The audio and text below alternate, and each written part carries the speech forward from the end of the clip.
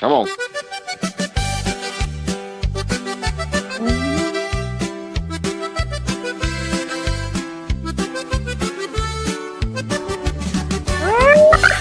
Welcome to the podcast for unappreciated wrestling fans, or PUWf. And this is Wrestling Talk with hostess Alex Coquito, Joe B and CO, D-War, Kane the Destroyer.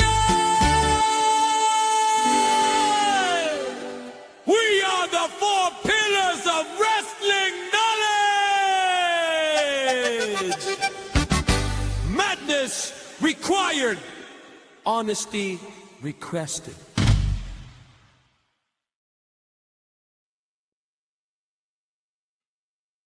Ladies and gentlemen, boys and girls, children and aliens and monsters of all ages, space, and time, welcome to the PUWf, which is the podcast for unappreciated wrestling fans. I'm joined today with the all-star cast of Joe BNCO, the wise man of the East, and D-Walk, Mr. Steal Your Girl and then lose it the same day. Also, the man, the myth, the legend, and la leyenda, Kevin from BX Sports Jedi Media Network. How are you, sir? What's going on? I love the intro. Yeah, they don't like the intros that I do all the time, but I like doing them anyway. Today, ladies and gentlemen, I'm out of here. These guys are going to have some fun. We're going to talk about 3 topics, maybe 2. Tiffany Stratton got swatted, Mexican wrestlers going to AAA, and why are they booking like they got to stick up their butt? You guys have fun. All right. So, where would you like to start? Let's go with the most recent news of event that just happened with Tiffany Stratton.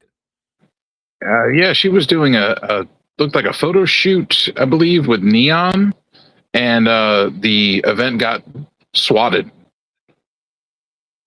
Saw that on dirtsheets.com that it was, they had posted pictures and stuff like that it had just happened.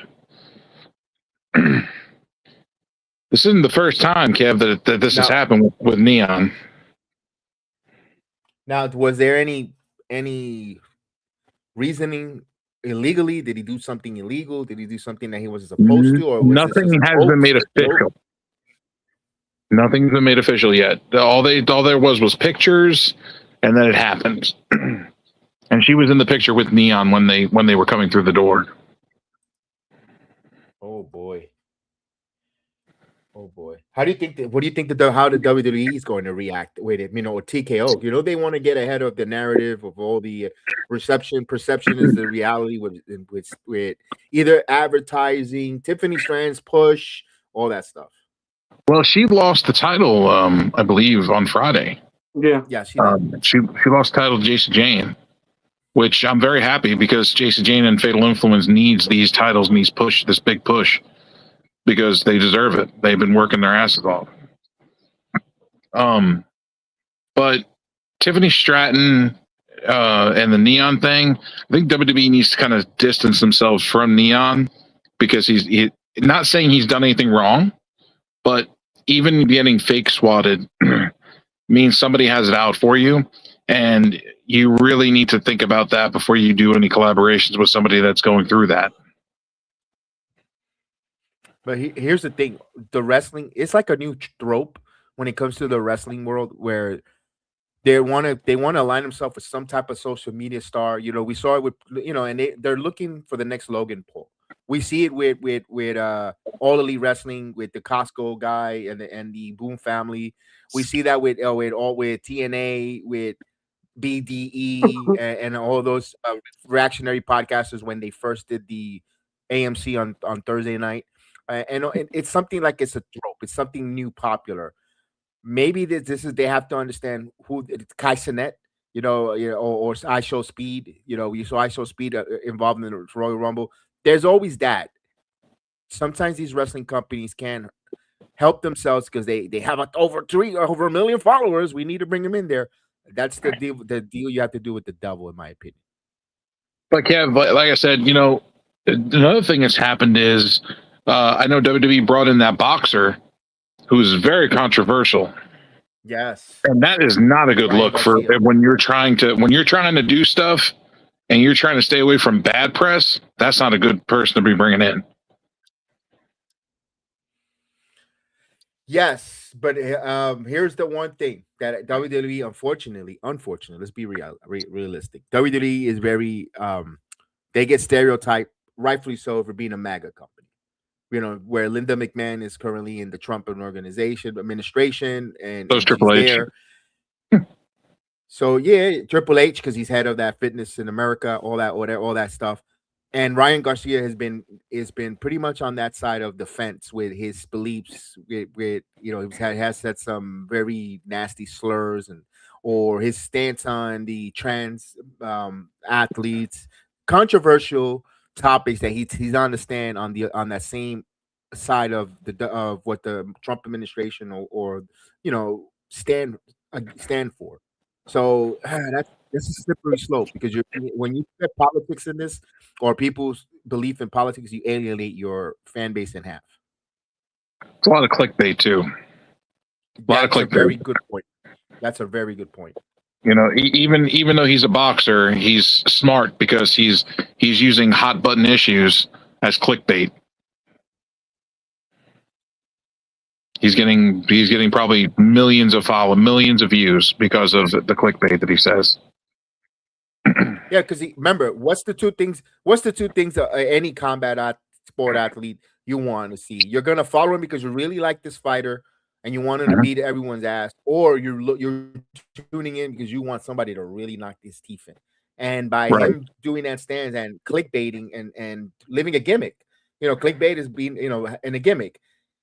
He's going to get people to want to watch that terrible Sufa boxing. I'm sorry, I know this is a different top subject, but Sufa boxing isn't working. That is horrendous. They're using all WWE's profits and all their great winnings to piss it down on Sufa boxing and their bull riding. Right. And the wrestling fans are being punished with these astronomical ticket prices, these expensive t-shirt, $45, a regular kind t-shirt, just because they're going to imprint a logo, and now they're taking that profit and not paying the wrestlers well, because we could speak about not being the competitiveness with the contracts and asking wrestlers to take pay cuts, and then you're taking that profit, and the fat cats are making money, but then they're using it on nonsensical sports to fund it. Correct. And Kevin Nash has said it himself on his on the Click This podcast. His royalty checks have changed after TKO took over. They changed once and then they changed again. He's getting way less than he used to.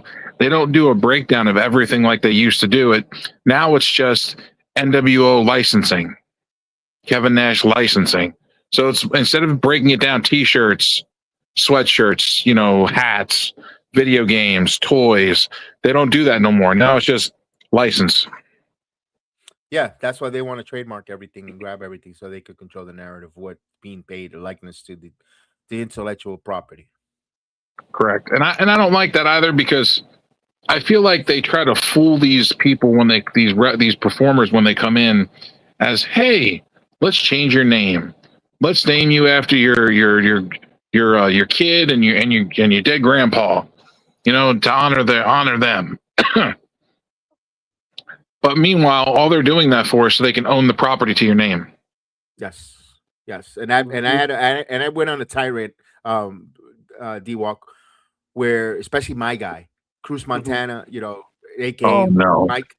But meanwhile, it's okay. Sela walks in, and Sela hasn't done anything. He's the most overrated wrestler in professional wrestling right now. All he does is the same as that a Samoan spike, a Samoan drop, everything that every other Samoan wrestler has done. But meanwhile, he's okay for him to keep his name. But did y'all watch on NXT where the ring announcer, the announcer dude, he fucked up and called him he said, "Oh, yeah, Santana. Oh, he slept him like Santana." I'm like, yo, dude. They hit him so hard that he turned back into Santana. That he recovered on that from the Big Joseph. Yes. Yeah. I looked around like, yo. I hate that. Santana. I hate that they did that to him. It's very disrespectful, in my opinion. He has been Mike Santana for what, 20 years? Man, 20 plus years. Yeah. over across multiple companies, TNA, AEW, in Japan, in Mexico, and now you're going to change his name? Why are you going to give him a Scarface name? Yeah, and look, as a uber Mike Santana fan, I believe I'm like one of his top fans. I think to me he's like number one in my on my chart. That's my last name. You know, that his last name is his first name, and I love it. You know, I love it, but I wish, but I'm gonna be totally 1,000%. I'm gonna keep it a buck, like he says. I wish his name would have just stood Mike Santana, because we know who he is. And then, but here's the problem: a week later or two, you know, when he shows, you bring in Sela, and he has no issue. And they even got and this is the one thing to me as a fan of Mike that slapped me in the face. They already have merchandise for Sela for too. You couldn't even make Mike a T-shirt yet, at least with the most simple, a Puerto Rican flag. You know, with WWE or something. No, I'm like disappointed. Yeah. WWE, this isn't going to be the first time WWE's dropped the ball. Look what they did to Powerhouse Hobbs. Yeah. Oh man, I was just about to say that too, Joe. I'm already used to the Royce Keys because it's Powerhouse Hobbs. It's not. Did he really make his major name? Like Mariah May turning into Blake Monroe. It took a long time to get understanding why, especially if she did in the other two companies, but she had great success and she ruled in AEW. I guess kind of agree with that and see it to a degree, but I even think she should have not changed her name. She should have stood Mariah May too. Unless if AEW owned that property, guys, but I don't know if they did. They don't. She does. But the reason she changed it was because on that final match that she had with Toni Storm, that was the curtain call for Mariah May. She wanted it to be the death of Mariah May. Okay, that's why they did the end at the end of the end finale, because she wanted that to be the end of the character. Okay. Well, she needs to revive that shit now. That makes sense there. But what about Cruz Santana? Where's the end and the goodbye to Mike Santana that he has to be Cruz Montana? Like, the only way he's going to get a proper goodbye, and I'm gonna say it, is when he reunites with Ortiz. He's going to have to go on a farewell tag team tour with Ortiz. That's not happening. I can tell you that much. It might. Come on, hold your breath. It might happen. Bigger heads might prevail. There's too much bad blood there, and he represents a past where Mike has buried and moved on in those times. I don't think that's happening. Not right now. I'm not saying like right today. I mean like 5 years, 6 years down the road, maybe. There you go. But they would be in wheelchairs by then. I don't think. Here's a hot tip. I don't think Ortiz would be too long in the wrestling business. You don't think so? Have you seen how he looks? Him and Kingston, they're not. They're in rough shapes. I hope nothing for the best. I hope they do change. I'm not implementing or know that they're in any bad issues. Just physically, they don't look like they're in good places. Physically, the perception on the outside. We don't know what goes on behind the ring, but if there's signs and warning signs that things are not going great for Ortiz. I hope not. I hope I'm talking total shit and nonsense. I hope that he's doing, he's finding the proper recovery, and we want him to do well. Look, I want one of my fellow Boricuas to do very well in the wrestling business, and Ortiz is one of those from the same place, but it doesn't look good right now. Well, like I said, I just don't like what WWE is doing with the characters that are coming in. Yeah. I just don't like again, Blake Monroe. We just spoke about her. She hasn't been on TV in how long now? 16 weeks. It's been a while. Joe, I mentioned it earlier on our wrestling program when we do this Jedi recap. Chelsea Green with the horrible eye. That was a great opportunity to bring in a enforcer, a bodyguard like Jordan Grace. That's not doing anything. Yep. She's supposedly not renewing her contract. Yeah. Jordan. Yeah. Good. I wouldn't blame her. Get out of here. I heard her and Dragunov. Jordan Grace, Ilya Dragunov are not renewing their contracts. Oh well, Ilya's not a big loss. He's a good talent, but they had the machine behind him in NXT, and then when he got called to the main roster, they just kind of fell off with him. he gets injured awfully a lot, and he don't fit the WWE psychology selling. You know, you saw Brock Lesnar humiliate and laughed in his face. Well, good. I'm glad he knew how. Now we know how it feels to watch his ass wrestle and not sell for other wrestlers in the NXT brand. I was there live. I was there a lot of times live for Ilya Dragunov matches. The son of a bitch don't sell, and he makes it blatant. I'm glad. You know what? I'm glad, and I'm gonna say this. I'm glad you're getting a taste of your own medicine. That's just me. And then What about Powerhouse got wrote off. This is second time getting wrote off. Yeah, he was off TV for a long time. Then he got brought back in, and then now they wrote him off again. Can I say this? We mentioned that earlier today as well. One thing where this week on Monday, Solo is going to get delivered to the tribal chief. Bear with me. I know it's going to be a little long-winded. Mm-hmm. He's gonna. Do you think he's gonna fall in line with the way Roman Reigns Solo? Yep. No, you ain't got a choice. No. You think you say no and D-Walk say yes. I say no too.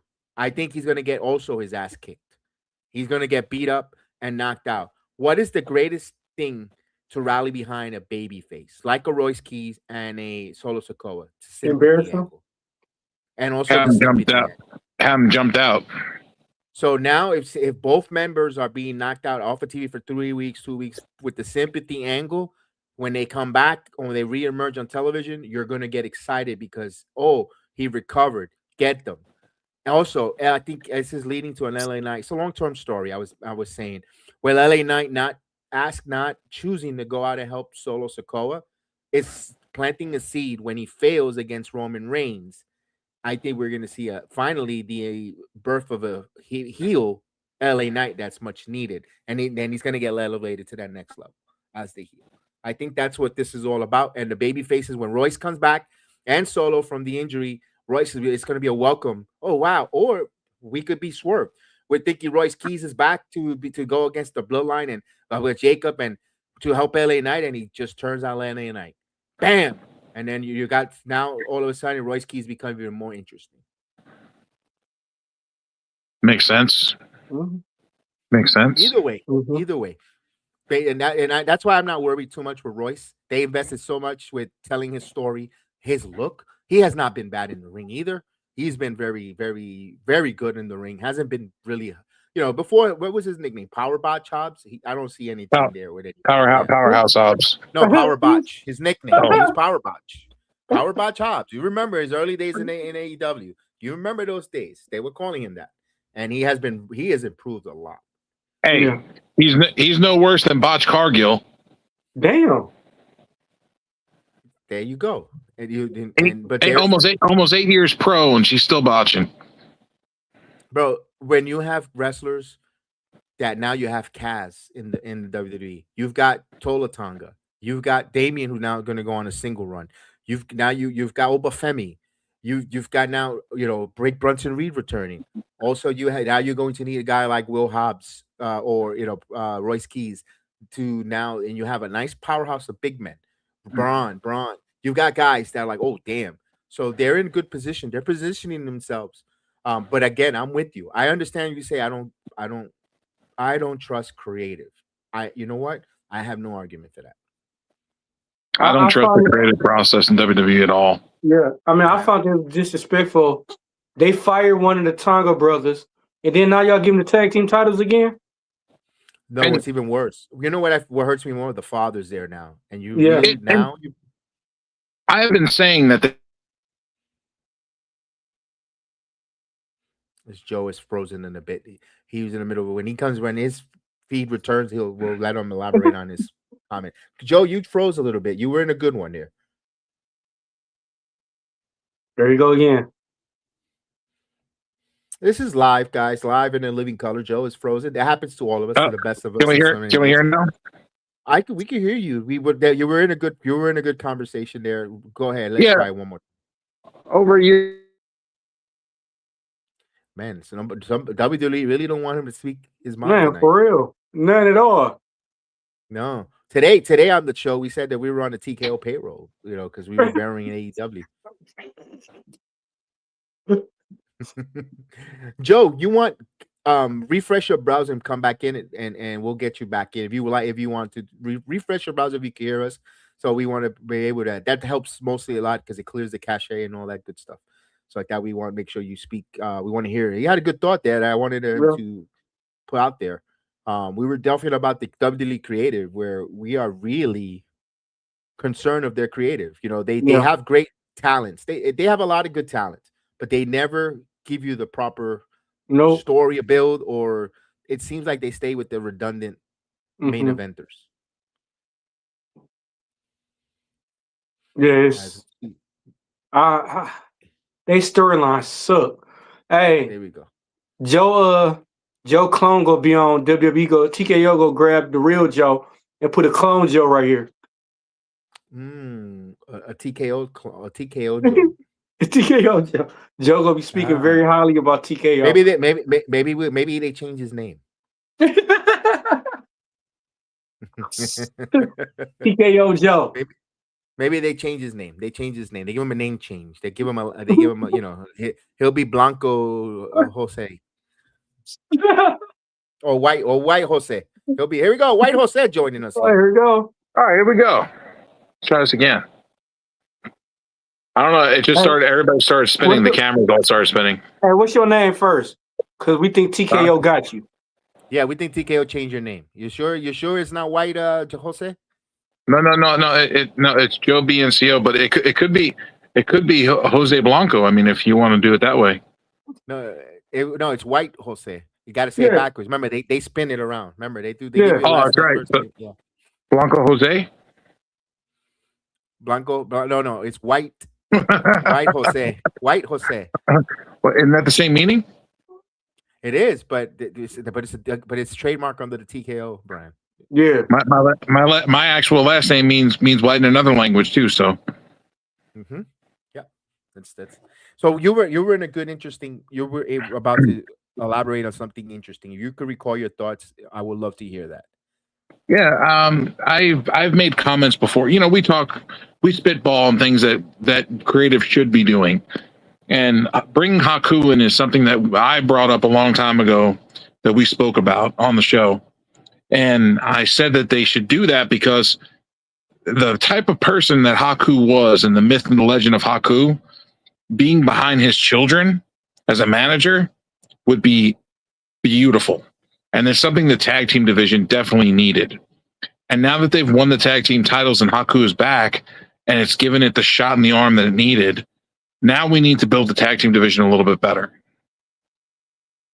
Which is hard to do because WWE gotten rid of so many great tag teams and crippled their tag division. Yeah, to me, this was like a last resort. Where getting Haku in with the MFTs, look, if the MFTs don't get too over, even with Haku, they're going to be future endeavor, which sucks because Tola Tonga, I see there's a lot of talent there, and as well as his brother Tama Tonga. Both of the Tongans that are currently left are really good wrestlers, or at least there's potential upswing. It kind of feel bad was for Camacho, the other one. That Tangaloa that no longer with the company, and dad's in the building. You know, you could, and I would have liked them to have a Tongan dynasty where they could have went against the, kind of build up to a bloodline Tongan, where you could even bring the Tongan twins if they're still wrestling female wise, but I don't think there's going to be any females in the bloodline saga that it looks like, not yet. And they're still there, still opportunity, but damn, I hope it works. Like you said, the only tag teams, which I'm afraid of next week, they're going to feed them to Axiom, and they deserve better to be fed to the MFTs as a title defense. But yeah, you're right, Joe. You also, let's face it though, to me, they're one of the greatest tag teams of this generation. The Motor City Machine Guns, they weren't getting no pop. No, they were getting crickets in the WWE, and even in Collision when they showed up, crickets. But I think that they're going to get more over in AEW because they're going to be allowed to have more freedom. Yes, that's if they don't stick them as trios like they're doing with the other tag team. Rodito? The New Day. Mm. If you saw Dynamite, they want to stick Swerve with. I saw that. I'm happy they left though. What if the New Day turns on Swerve? I hope so, because they To need push to the be baby. tag team. They need to be a tag team. Because they said they were trying to make Swerve a babyface. Swerve is not a baby. Swerve is a natural heel. Keep him as a natural heel. Mm-hmm. He works. I know, but he works with Prince Nana. Yeah. I wish Big E would have left with him to AEW, and he could have been a manager. I don't think Big E wants to do any of that. You know, I think he doesn't want anything to do with that. He's happy where he's at as an analyst. He's still with the company. I think he has no care. He can't get physical because they don't want to. So you're gonna. I think that's why a lot of managers don't do it, because you got to get if he's gonna get involved, you got to get once in a while when you get to put your hands on the manager for some kind of comeuppance. And I don't think Big E's interested in that. I think that's what it looks like. But it makes sense what you're saying. To love to see a Big E as a manager bringing people in squash and kind of like that. Because you tell me Big E in a suit, and I know you're ripping off from MVP, but he could pull it off like that menacing boss type for Big E. He still looks menacing, but I don't think he's interested in it. Big E being Powerhouse Hobbs manager would be nice. Oof. Two big powerhouses, and you got a big dude just ordering him to just destroy people. Just go in there and just destroy. I'm afraid they're gonna give that to the world's strongest man, Mark Henry. I hope not, because he does not look like a manager. He barely. I understand he does radio. I understand he does podcasts, but he's hard. He's hard to listen. Yeah, he is. He is. I feel like they're gonna eventually put Paul Heyman with Obafemi. Yeah, it seems like that. But I was saying that earlier. He looks like a Paul Heyman. It could be a Paul Heyman guy, but does that really help Obafemi? I think Oba. He's gonna think he is, and then when that happens, he's going to betray Oba, and Braun's going to go over. He's going to. What I want to see. What I want to see is Almas and Obafemi together. They're both from the same country. That'd be crazy. I think a lot of us will, but I don't know what the WWE doesn't want Omos in the main roster for some reason. He must someone either Pritchard or Levesque don't like it. Well, let's talk about that brings up another subject that we were supposed to talk about tonight. That kind of segues into that. AAA. Why are so many WWE superstars going down to AAA? That's crazy. Now, I could safely say that I know why they're doing it. It's counter programming. Mm-hmm. They're doing it because they're competing with AEW pay-per-views on pay-per-view nights. That's why they're having CM Punk going to be live at Worlds Collide or whatever the same night that All In has happened in Chicago. Same night, same place. They're doing that. And then they're doing the tournament for Roman. But why are you doing a tournament like that and all you're going to do is feed Penta to Roman? It's a predictable tournament, but they're showcasing the talents on Ola de Calor and the same night as Heat Wave, Triple Mania, and then and since they can't give I don't think WWE is care enough to give Mexico a main roster pay-per-view PLE over there. So they're gonna give him Roman, the next best thing, on a Monday Night Raw with Roman Reigns. It's predictable, I get it, but they're just trying to accentuate, or hey, we got AAA, watch.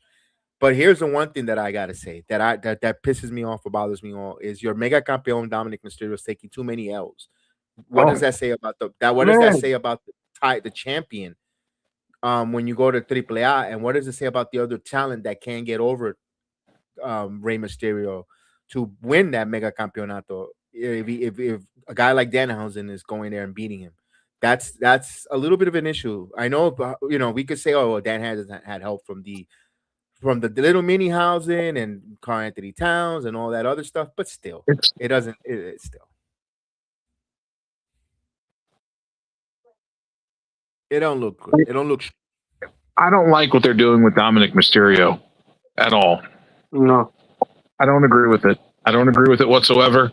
Dominic Mysterio was on such a hot streak that I was really seeing him winning a Money in the Bank and becoming a world champion. And now I don't know what they're doing with him. But I know that I've heard through the grapevine that Dominic Mysterio is not happy with the way that they're booking him. After they dropped the ball after he won that Intercontinental title from John Cena, they had to really give him a really nice. I understand he got the Mega Campeonato and that pushed to Mexico, but they had a book. They should have kept booking him strong on Raw and SmackDown, even if he's not gonna get pinned. F finishes, he gets disqualified. You're rarely gonna see his shoulders taking the pinfall, and they should have protected him after winning and beating John Cena to where he's building him and like, wow. That's where this is where they dropped the ball and they failed with Dominic. I think he's mentioned, Haas mentioned earlier today. I think they're punishing for comments he said about his frustration with creative and the way they're using his character, booking him. I think he was very vocal about it or said something somewhere, and I think they're kind of like punishing him a little bit. But I don't think they're going to punish him too deep when you have the dad as a AAA, the general manager and that involvement, and he does draw people and interest in AAA.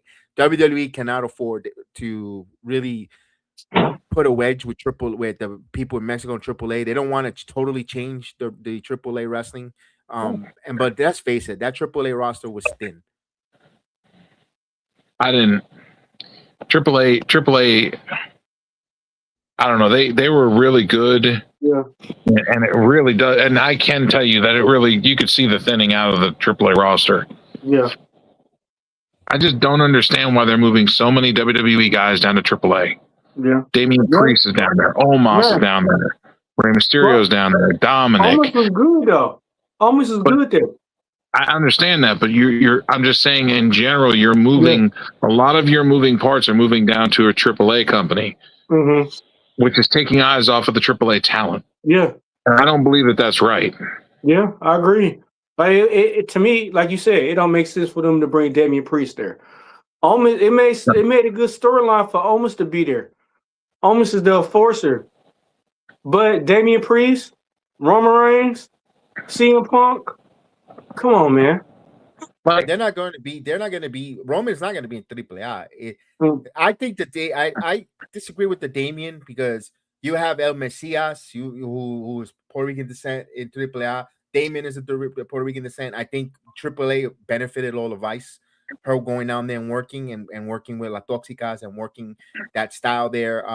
The one thing that I have a disconnect, and you got to bring, maybe because of the character development, is the guy from LFG, Roxanne's boyfriend, who shows up on there.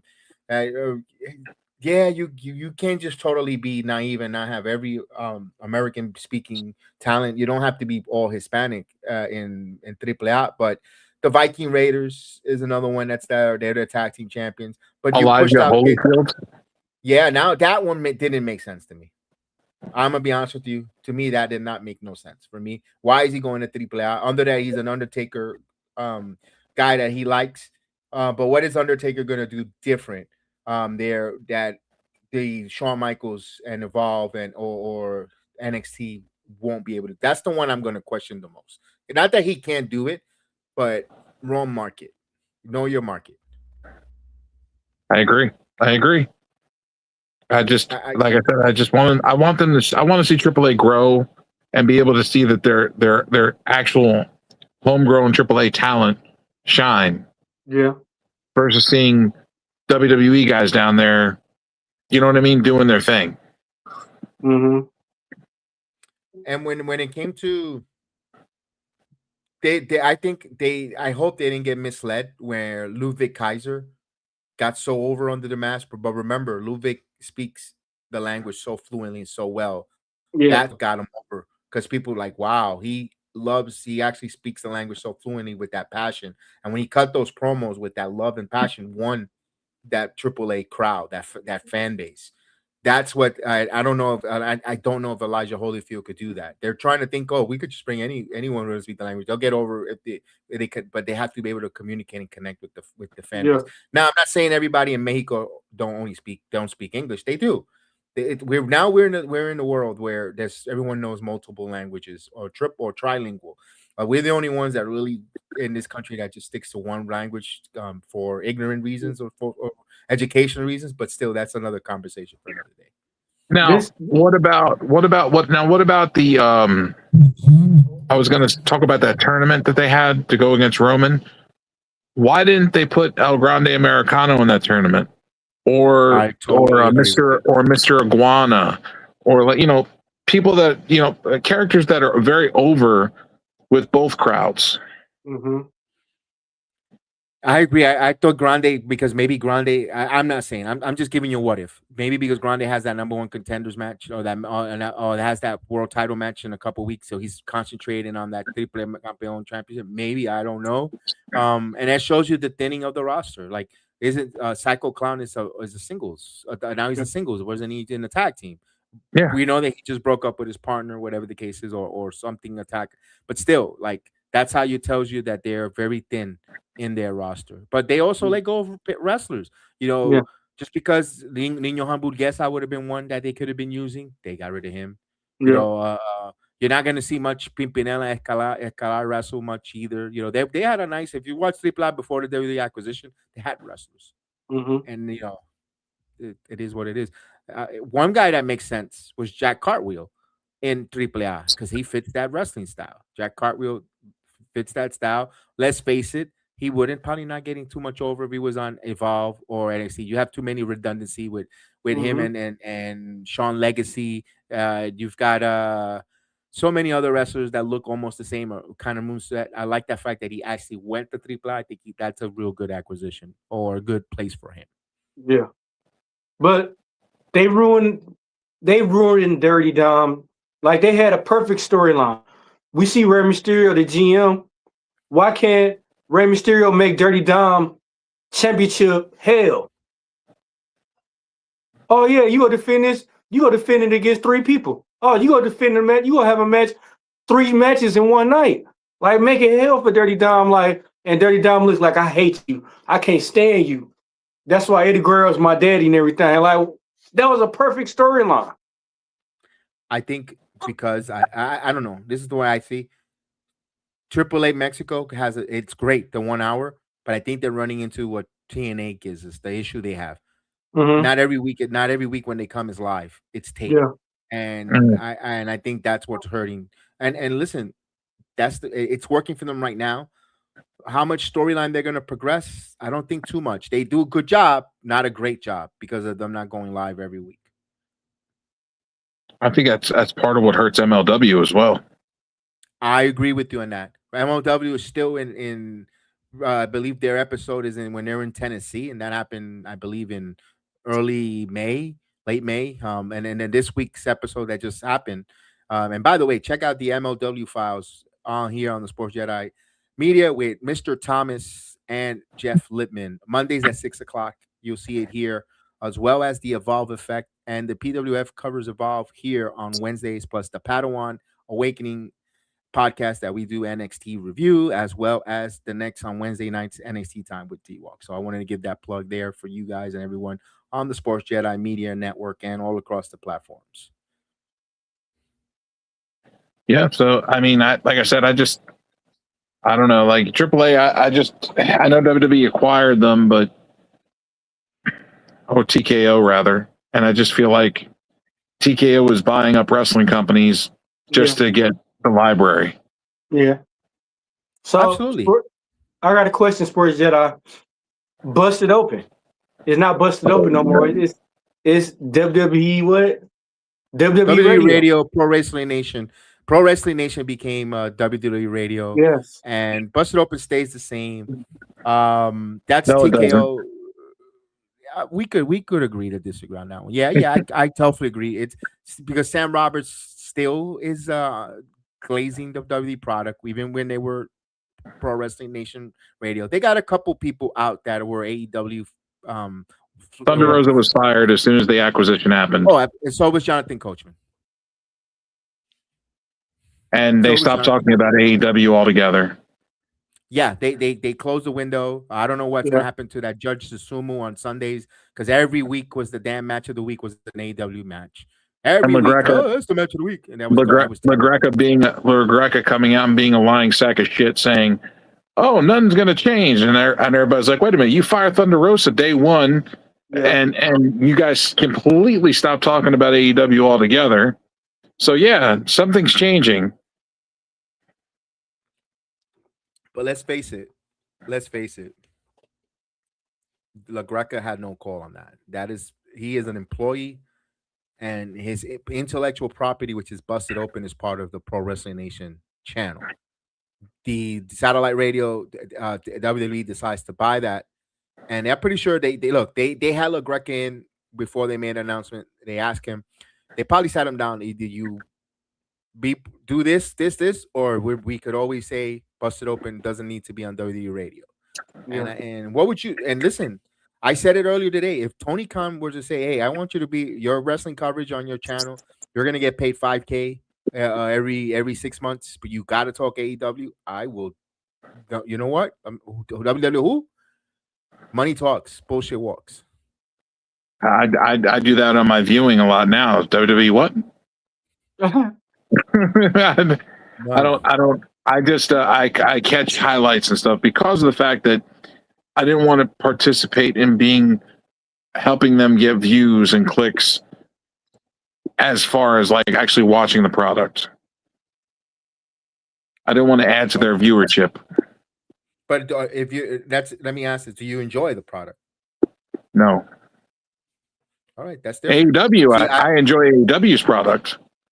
I don't enjoy your All Elite Wrestling product, but I cover it, and I'm not going to be like, well, I'm not going to get views. No, I watch it. I watch it because I'm covering it. If I'm going to have a successful podcast, or I want to portray a successful podcast, I have to cover it and I have to be objective.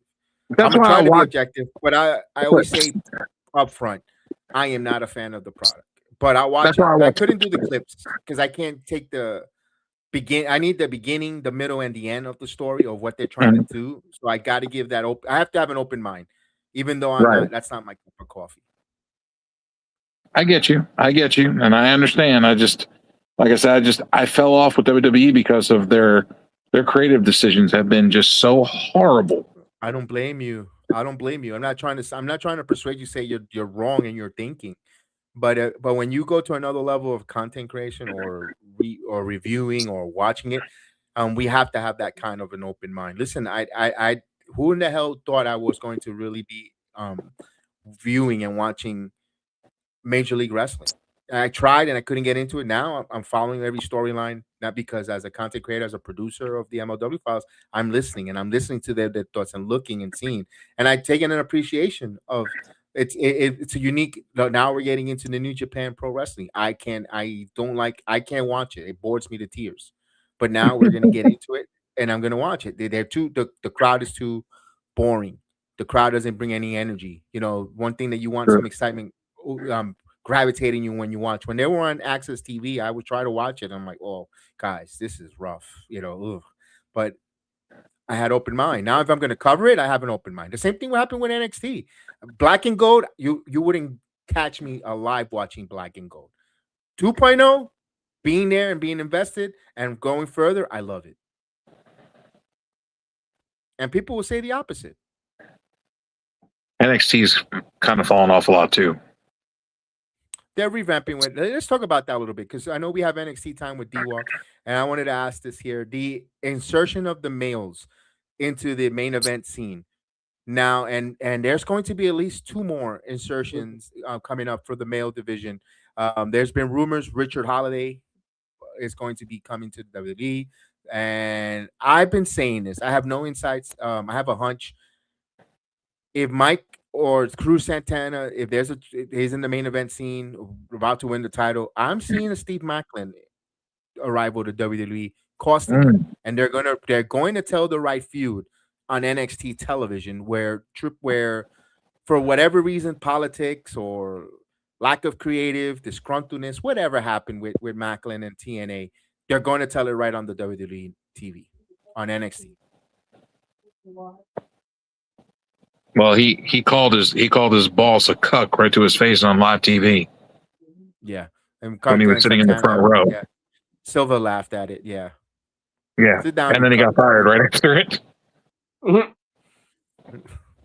I think they knew that was going to be the end of Hey, that. we seen worse. You remember Vince McMahon told my man, "You will have a job as long as we in the air. You will have a job." Yeah. So, what do you think of D-Walk? You covering this NXT? What are your thoughts on the male division? Where they're at now to where they were when Oba Trick, let's put it this way, 30 days ago or 60. 60. I kind of feel like they doing it too fast. They moving some of their big stars too fast. Okay. Like I said, you could have kept. Uh-huh. You could have kept Devon Evans in NXT. I agree with you. I agree with you there. I think Javon got pulled up for his own protection. Because now he's a W superstar, more responsibility. He has to travel with this. He's got to go there because when Javon was in the NXT, there's a hookah bar that these wrestlers like to hang out where they get invited. Well, because they got this wrestling podcast that they do there, and it's nothing but trouble. Now they don't get into trouble, but when they go there, because it's not a licensed or authorized WWE location for them to go, where hey, we hooked you up to go to this podcast there to hang out and do talk. Every wrestler, other than two wrestlers, which is Javon and Laney Reed, are been dismissed by the WWE. From Tyra May Steele was on that podcast, gone. Xavier Howard, aka Wesley, gone. High Rise, gone. You look at that one, and they go there, they show up there, they hang out there, they do that podcast, and then they're in a couple weeks later, they don't get pushed, they don't get moved, they get gone. Only two wrestlers so far that been on there have been removed. They have moved them up instead of keeping them in NXT. They're guy, and I try to say, guys, I know we all want them to come on our channel. We would love them to come on. If WWE has protocols and in place that they don't want certain talents there, don't. If you really are fans of these talents, don't put them on that show, please, because you're gonna get. You see that there's a trend there. That's why there's something going on there that I wish they wouldn't do. I don't know what's happening down there, but yes, it doesn't sound like good business. And it's not a bad place in Orlando where that hookah bar is. It's like 5 to 10 minutes away. It's like 5 miles away from my house. Like really 5 or even less than that. It's not bad. It's a good spot. It's a good place. But the perception of them hanging out there with the whole bar, and something, and it doesn't have to even be the talent. It could be the people that go there that night from somewhere else. They're gonna hang out there and something negative, a shootout, or nothing. Nothing has ever happened there like that. But all you need is that one time. Oh, WWE star was young up and rising WWE star was there. That's why they want to control the narrative of where they head, where they go, because of all the other crap. Like you just said about right now when we opened up the show about Neo getting rated. You imagine something along the line there with a bad bust, because let's face it, not everyone that wants to go hang out in the hookah are going to church the next day. There's people that are going to go out there for a good time and they're not in the right state of mind. It just attracts certain type of crowd. You're not going to have your family men or your family go there. It's young men and women. They're going to consume beverages. They're not going to have good sane judgment at times. They're just trying to protect the talent from anything. Doesn't mean that they couldn't be there and have a good time. Maybe not publicize that you're going to be on a podcast there or being record. Maybe that's what WWE doesn't want. It is what it is. It just there's a trend. It just didn't happen once or twice. It happened multiple times with these talents. So that's the reason why I think Javon was pushed up. WWE seems like they try to control everything you do. They want to. Let's face it. They want to. When they're the global leader and they're in a multi-billion-dollar company that wants to make money and profits, they want to control everything because they want to make sure that all they want to do is make more profits, and they're going to protect their assets. Makes sense. Yeah. But Which sucks because these people you're talking about people that are in their youth, 20s, right before their prime, and they're in their 20s. No 20-year-olds just want to go and wrestle, go to the next town and go into a hotel room and go to sleep and rest. They want to enjoy themselves. Yeah. They look like They're in their best shape of their lives. They look phenomenal. They're cut. They're ripped. They're handsome. They're beautiful. They don't, and you're telling them not to be in a bubble wrap. I understand that. I understand. Can you imagine if they tried to do that with the click back in the day? And maybe that's why they're maybe a little more stringent, because they knew what went on. Y'all know about it. Remember when we was at CSS and they had us in that gate, and we figured out the password. We was climbing over the gate, going to hang out. No, they told us basically it was like. What gate? That gate was non-existent. We found out what the code was. Got the keys to the van. Took the van out. Went out to the club with the guys. So Alex, basically, Sports Jedi. So basically, what happened is we worked for CSS for FEMA. We was in a house, like it was a house, and then they put us in service team, subcontracted. They told us we couldn't go nowhere or do nothing. Like all we had to do was go to work and home. Man, once we found the loopholes, we just climbed over the gate, going out to clubs, bars, and everything, and was back there the next morning.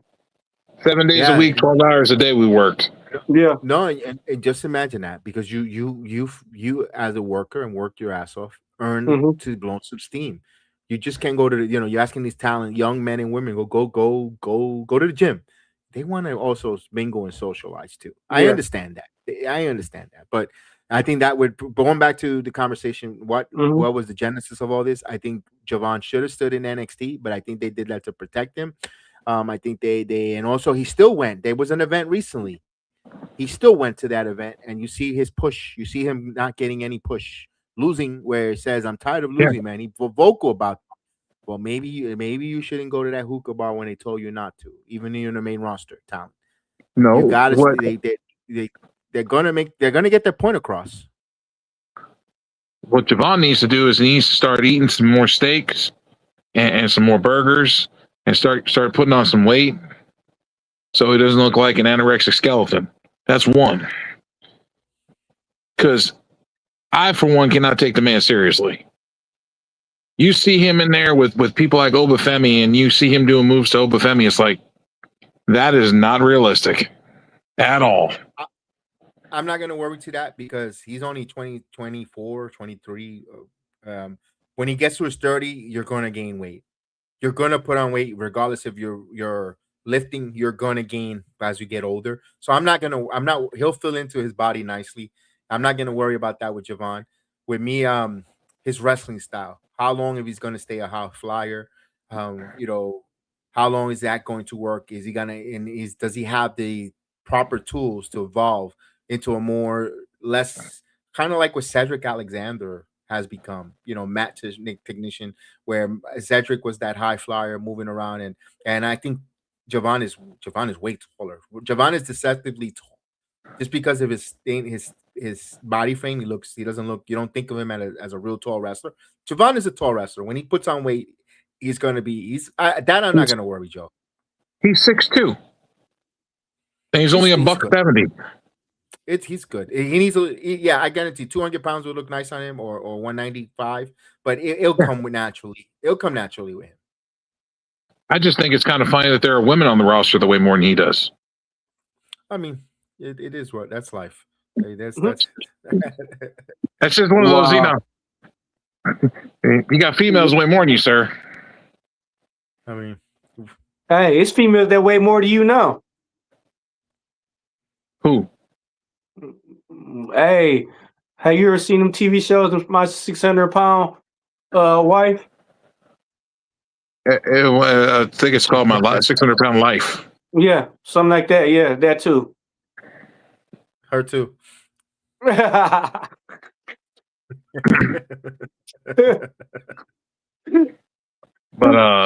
I just feel like I said that I feel if he gained some weight, it would help develop his character a little bit better and take him a little more serious.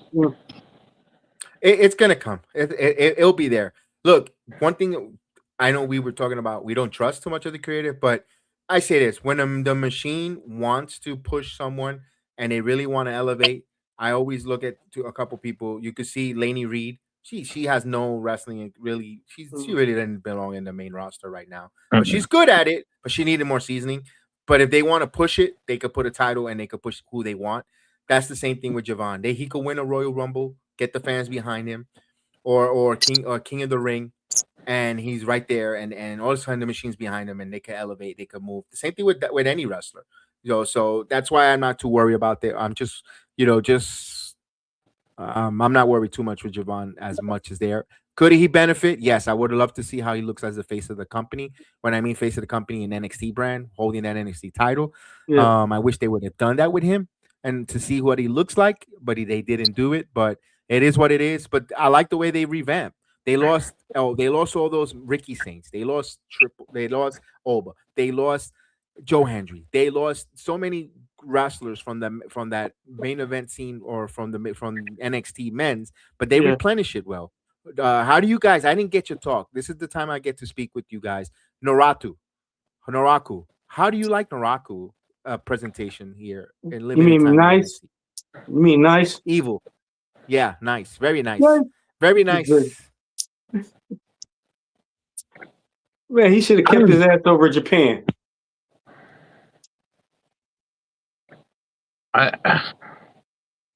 Kev, I feel like WWE doesn't know how to use Japanese talent very well. I feel like WWE is very struggling on how to use Japanese talent because look how long they've had Shinsuke Nakamura and they still don't know what to do with him. No. Apparently they're gonna make him and Evil together. I heard that might be him, Evil, and another Japanese wrestler that might be getting signed. Forgot his name. Tanahashi, yeah. Tajiri gonna be the manager. Funaki. No. But even with the women too, they have trouble with booking the women as well, like Kairi Sane. How do you have trouble booking a Kairi Sane? She's amazing. Yeah. And Asuka, they've dropped the ball with Asuka numerous times. I haven't seen her in a minute. Io Sky too. He dropped the ball. Semi-retired with Asuka. Io Sky's they've dropped the ball with her a bunch of times too, and she's fantastic. I'm just tired of her being all nice, hugging everybody. I just don't understand where WWE has trouble with Japanese talent. It seems like it is one of their biggest struggles of trying to figure out how to fit Japanese talent into their storylines. Yeah. Why did they got Io Sky always hugging people though? Why? Could it be they don't want to embrace to sprinkle in a little Japanese style, a little Japanese strong into their wrestling because it was never born or gave birth in the WWE. But I said this earlier and I'll say this again. I think also it's the job of the WWE producers to incorporate a little bit of that to help that talent get over and be exciting to the fan base, something different. I'm going to give you the biggest case in point right now. This Friday coming up in Toronto, you have Julia taking on Blake Monroe. There's a lot of history with these ladies in Stardom where they wrestle each other. Yep. If I'm a producer, I'm watching film on their matches, and I'm going to borrow some of those spots, some of those strong spots into their match here in Toronto, regardless of who's going over, because even whoever loses also needs to get over without going over, whether it's they pull the trigger on Julia beating Blake in her first shot at the main roster or vice versa. They still got to get over without going over. And we need these ladies to be give them a couple of live rounds, because we've seen Blake Monroe isn't afraid of receiving a couple of live rounds and dishing them. And Julia as well. Let them do that. You need to set the women apart. You can't have them. Not everyone's going to be cute out there being cutesies and look at me, I'm cute. No, you need a little bit of live rounds of roughness. And these two ladies, they have respect and they're familiar with one another. Take the training wheels off of them. And I hope the producers do that. That's another one that they've been dogging is Julia. Man, she's a librarian. Now she's going to turn into a librarian character. What do you think about that? I would ask my release. What'd you say, Kev? She was going to be now pursuing as a librarian character gimmick. Say what now? Yeah. librarian, like a library. Like No. Wasn't Kiana James doing that already? No. yeah, Kiana James is the CEO. Ladies and gentlemen, man. let's bring in our fourth man in the building. Kane the Destroyer is here. He is him. What's going on, pal? Yo, what's going on, y'all? What's happening? Doing well. What's good? Had to pop up and show y'all. What's good? Talking on wrestling. I believe this is my first stream with you on. What's going on, man? BS Project Kev. I've heard a lot of great things about you. Seen you with Alex. What's up? Yeah. Oh, I appreciate that. Is it first or might be the second, man? Second? Okay. Might be. Cool. Well, But that makes anyways, some it's history great to share the stream. So yeah, again, man. we're talking about Julia and Blake. Are they going against each other on SmackDown next week? Yes, that's her debut match. Probably good. I agree with you. I think they should take stuff from their Stardom matches and kind of sprinkle it in. I agree. I think it'd also be a good nostalgia pop for people that have seen those matches. Like, hey, I remember that. Also, another thing, Kev, that I've been very vocal with over the years that I feel WWE should do is I feel that they should be moving their talent and having them learn a little bit of the Japanese style, a little bit of the Mexican lucha libre style. Give them a few months in each different type of brand so they can learn different styles to mesh them together. I feel it would make all performers, male and female, better if they can learn a little bit of everything. And for that, you have to something that I just finished saying before Kane is your producers. This is why I've been a proponent. I'm not saying to fire them. I'm not advocating for any of the WWE producers to be fired. Rotate them. For a couple months. Now you're going to work on SmackDown. You're going to work on AAA. Bring a AAA producers, one of the top ones for a while. Similar like the territory days with the wrestlers will move around. Producers should do a little bit of that. Not mean they have to move all dramatically, but move it around a little bit for a different perspective, different match sequence or coronation on there, especially when there's lack of house shows and when they go over their match. And hey, let's incorporate a little bit of this. This worked in AAA. Let's do this. Or this worked in New Japan. Let's try this in different voice. So the producer doesn't feel stagnant. Two, the talent match sequence isn't stagnant or repetitive, and it gives something different, even if it's repeat matches, but it's a different set. It's a different a different choreographer, because let's face it, that's going to do their matches. I would like to see. Word. I also think they should hire Joe. Joe is a writer in that mug. I would definitely stir things up a lot. I would make things very interesting. Yeah, man. Be must-see TV for sure. Yeah, shaking things up would be good though, man. It needs something. WWE plays it too safe. Because of the corporate sponsorships, the people that money, they like it, and certain people, this is great. They do something different. They're afraid that one sponsor says, this is not what I like. And they're just afraid that they pull a multi-year deal or of a sponsorship.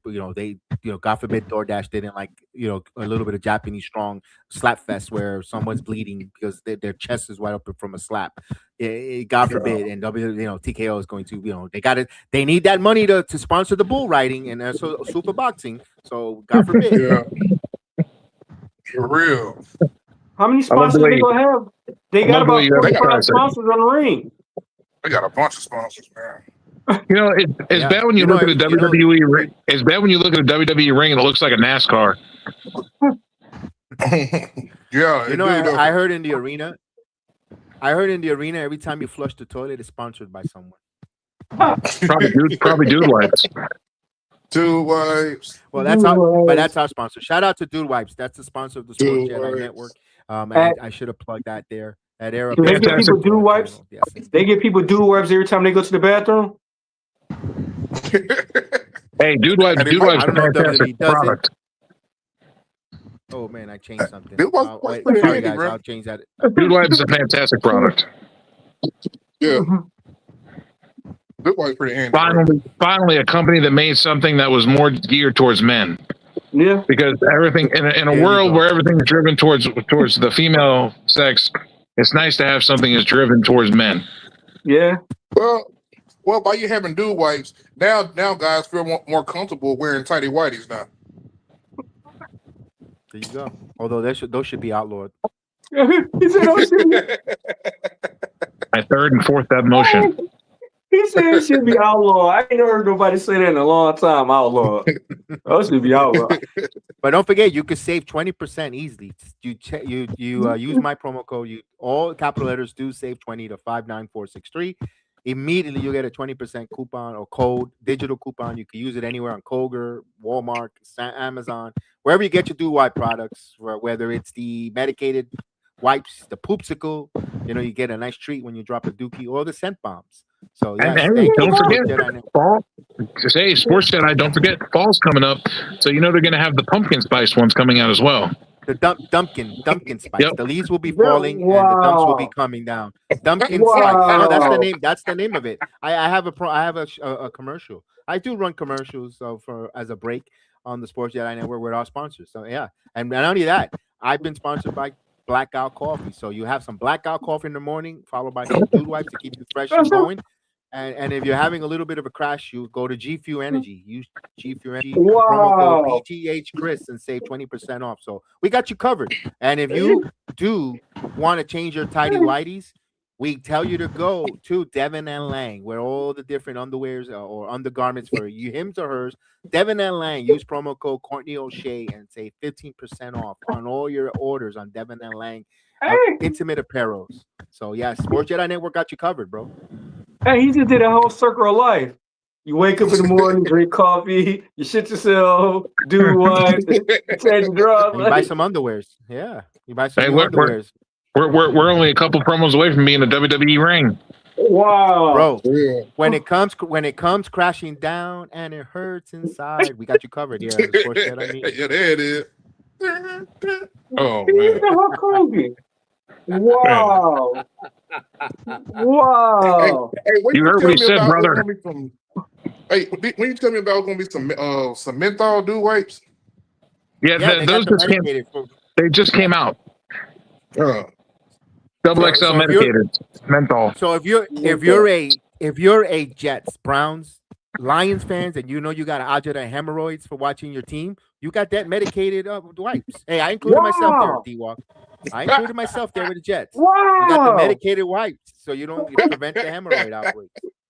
Wow. Hey, that's messed up. Bro, we already got the Army called on us because our homicide rate is so high. We got the Army around here now. We just had ATF. They saw That's that a lot piston going on. monster, huh? Bro, Tell we them not to had, drink the water, sir. bro, we just had 33 homicides in 3 days. Yeah, wait. Oof. That's That's the effect wild. of Tarek Scrubble leaving. Hey, And you got something- I had to let Alex. I had to let the Invisible Man know that just it hasn't been publicized in the media yet, but they caught a serial killer in Philadelphia. He was arrested sometime in June, but they fully arrested him in August this month. And they said that they've only been through 5% of the evidence that they found. 5% in 2 months. He got busted because of tickets, and he had a woman in the car that had an ID of a missing person that was missing for 4 years. Oh wow! I thought he was out of Lucky Charms. Ooh. No, this is a real life serial killer. They found vats of black goo in his house. What? Yeah, Oh damn! it's real bad. Almost a million images of bad stuff that he's done and videos. Wow. Hey, Sports And- Jedi, you got and, you got any discounts on anything that keep you protected? 20%, 30% off. No, not yet. Not yet. We haven't got any blue chews or any erectile Not yet. dysfunction brands. We've been working on Rick- Romans. Ric Flair's got that blue chew on lock. What I'm gonna do? Throw a Bluetooth at somebody if they shooting at me? No, he's a different kind of protection. Oh, he's talking about a Smith and Wesson or a Glock promotion. Oh, I mean, I don't have any of that. That's our guy. Shout out to our guy Midfit Nation. I'm pretty sure. Shout out to Krishan. Krishan the Don. Yeah. Krishan the Don. Man, He's been quiet for a while. they literally just called the army here, bro. I'm sorry, man. I could try to get you a promo code for a different salute other than the United States Army. Oh yeah. Ooh, wait, Man, you crazy. radical.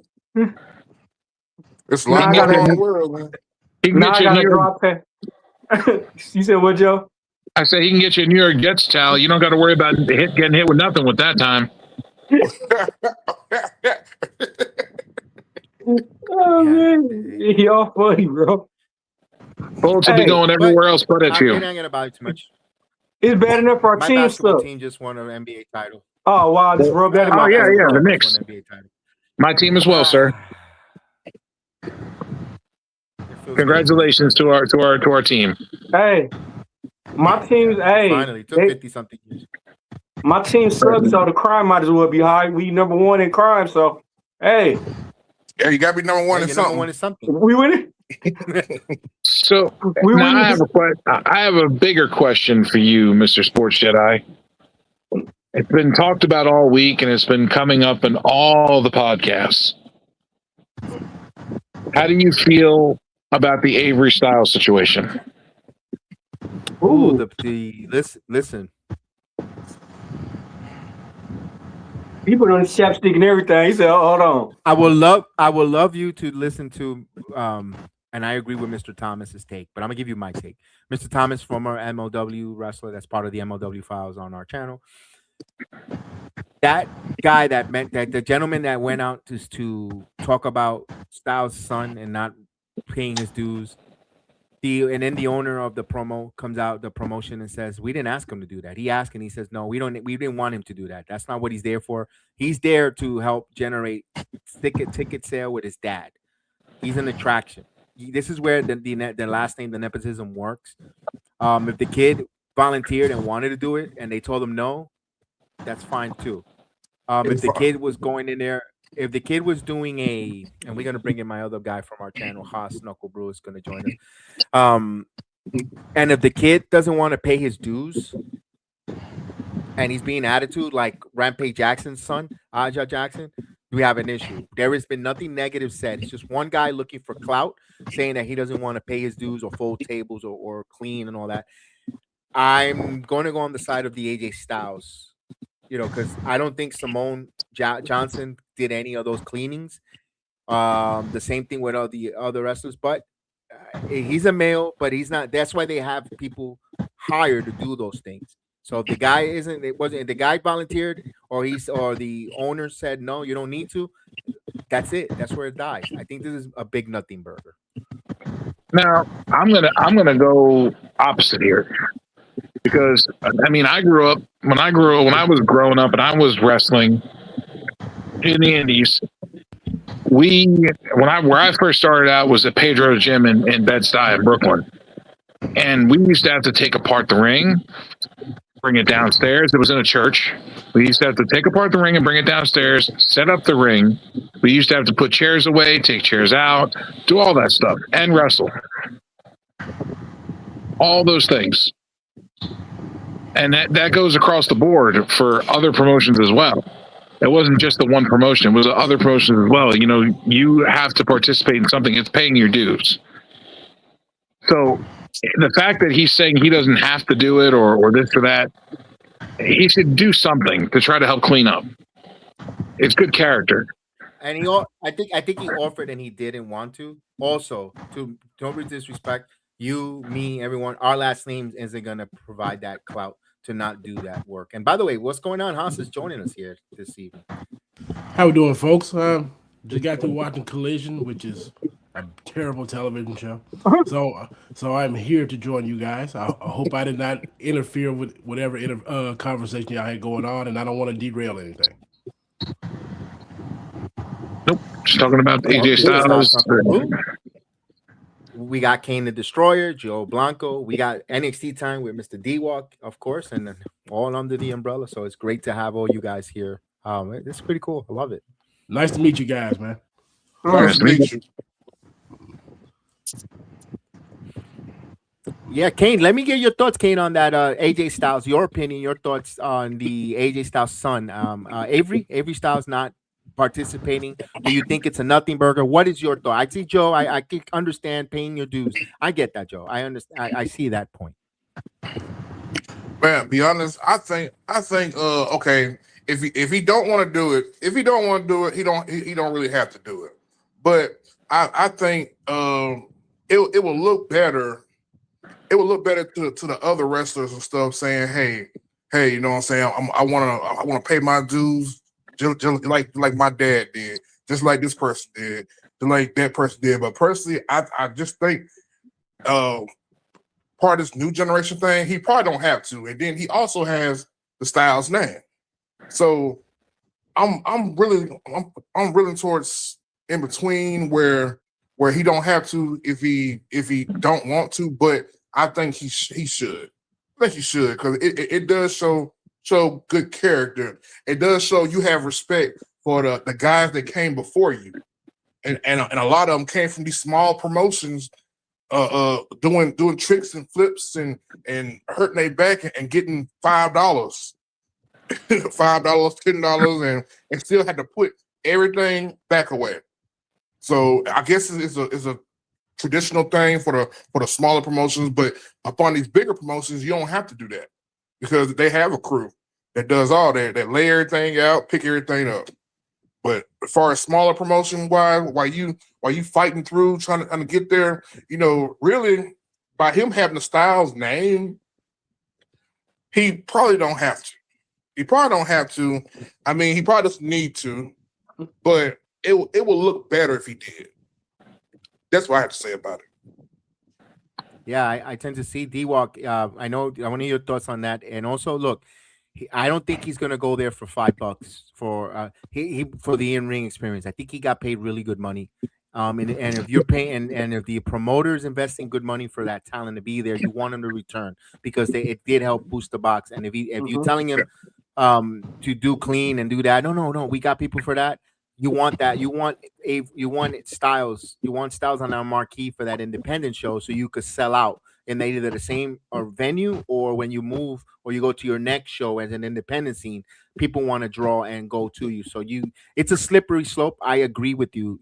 Get in there and show me we're brothers in arms, lock in. We're gonna dig this ditch together, or we're gonna build this together. It shows a good sign of unity. Yeah, but when I say $5, I'm not talking about him in particular. I'm talking about the guys that came before him.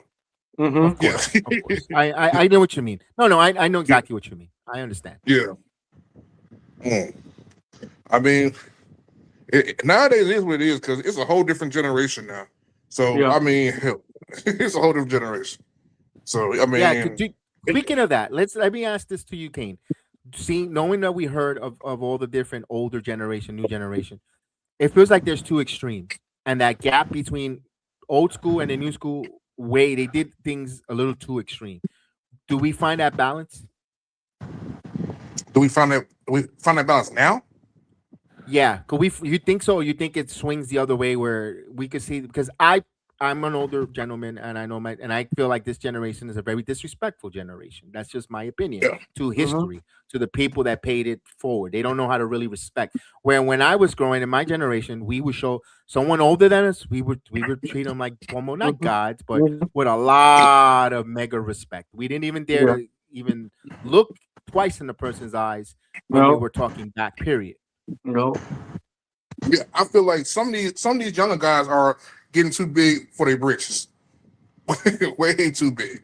So, but I feel like they should they should always respect the elders, man. The elders been there. These guys been doing this stuff. Now, back in the day, like your early ECW days, or your maybe like 90s or whatever like that, ECW and all these guys felt like they had to stand out. They had to get a little bit extreme, which was something that the other promotions wasn't doing as much. But these guys were having freaking real crazy stuff going on in their shows.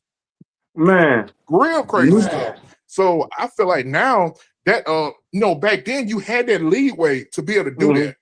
That's where your ECW come in. That's when your attitude era came in, where you had that leeway to be able to, hey, this is what we got. And we all know Vince pushed the envelope so much back in the day. Yeah. And he always got in trouble. Always, especially with DX and all that. But nowadays, with all these politics and all these sponsorships and all this stuff right here, they can't really do this stuff. And then by them not being able to do the stuff, these wrestlers are considered a little more soft than the guys from back in the day. Yeah. I don't know if that makes sense or not, but they consider it just a little more softer and badly disrespectful. Badly disrespectful. Hey, it's bad when that's my take on it. It's bad when they were scared to hire New Jack. That tell you something. Well, I mean, what? New Jack was kind of excessive, so I get that case. Trust me. WWE nowadays though is like a neutered dog. Yeah, after the mass transit transgressions, they weren't going to touch New Jack, man. Man, when he threw my man out there, he said, "Oh man, I can't feel my legs. You ain't gonna be needing them." No, that wasn't mass transit. That was a different one. Yeah, that was a different dude. But he said, "Hey, I can't feel my legs." He said, "You ain't gonna be needing them." Yeah, he tased him, and then he said, "I can't feel my legs. You ain't gonna need them where you're going." Hey, now they also probably feel like they weren't gonna be able to control New Jack. No, they weren't gonna be able to control that crazy son bitch. Let me get Haas's take for a moment here on the whole ring sweep, because we didn't speak about that on our channel earlier. We totally forgot about that news. Avery Styles your thoughts? Give me your AJ Styles, Avery Styles situation, because we didn't speak about that and we totally forgot. That was on my bad, but that's why I'm glad we're on here tonight. Well, I'm speaking from the outside in. Unless this is like one of the unwritten rules of wrestling type deal when it comes to the indies, I don't think he really did anything wrong, because it's really a he say, she say thing. So unless we were there in the building at that point, it's hard for us to really, say what we can really say on the situation. So I'm going by what was a guy named Eric Cannon, the guy who tried to call him out. Well, he may have just tried to put himself over, get his 15 minutes of fame. Who knows? And it's the same thing Mr. Thomas said. And Avery's he's 19 years old. I mean, when I was 19, I might have been trying to avoid extra work as well. So there's no telling. So he may have been in the wrong. I don't know. So I don't want to throw stones at a glass house. You know what I'm saying? So I can't really speak on that. But we've all been 19 before. We know we've all shirked work before. Yeah. And so unless I can find proof that someone asked him, "Hey, come pick up these chairs, help me put this ring down," I can't really tear the kid down. But if he did, I'm gonna play devil's advocate. If he did, I'd be like, "Well, come on, I'm with Joe on this, and you got to pay your dues. Come help me pick these chairs up." So I get it. I can see both sides, but I just don't have proof of what went down that night. So, but if I'm AJ, it does make Avery look kind of, I'm not going to say weak, but just, you got your dad coming to your defense and you're not saying anything about it. It's a rough spot. It's a real rough spot. And I have one thing to say about that. And that kind of goes for this way this generation is. And using your last name, I feel like there's a sense of entitlement. And I do feel that. And now, if it's not the case where he didn't want to do it or he was asked not to do it by the pro. Like, hey, you don't got to do this. We got people for that. That's one thing. But if he was asked or he didn't even offer, that's a problem. Because you should always try to help. You should always try to help clean up a show, regardless. Even if you're asked or not, you should always try to be the bigger person and do what you can to help out the promotion. This promotion gave you a job.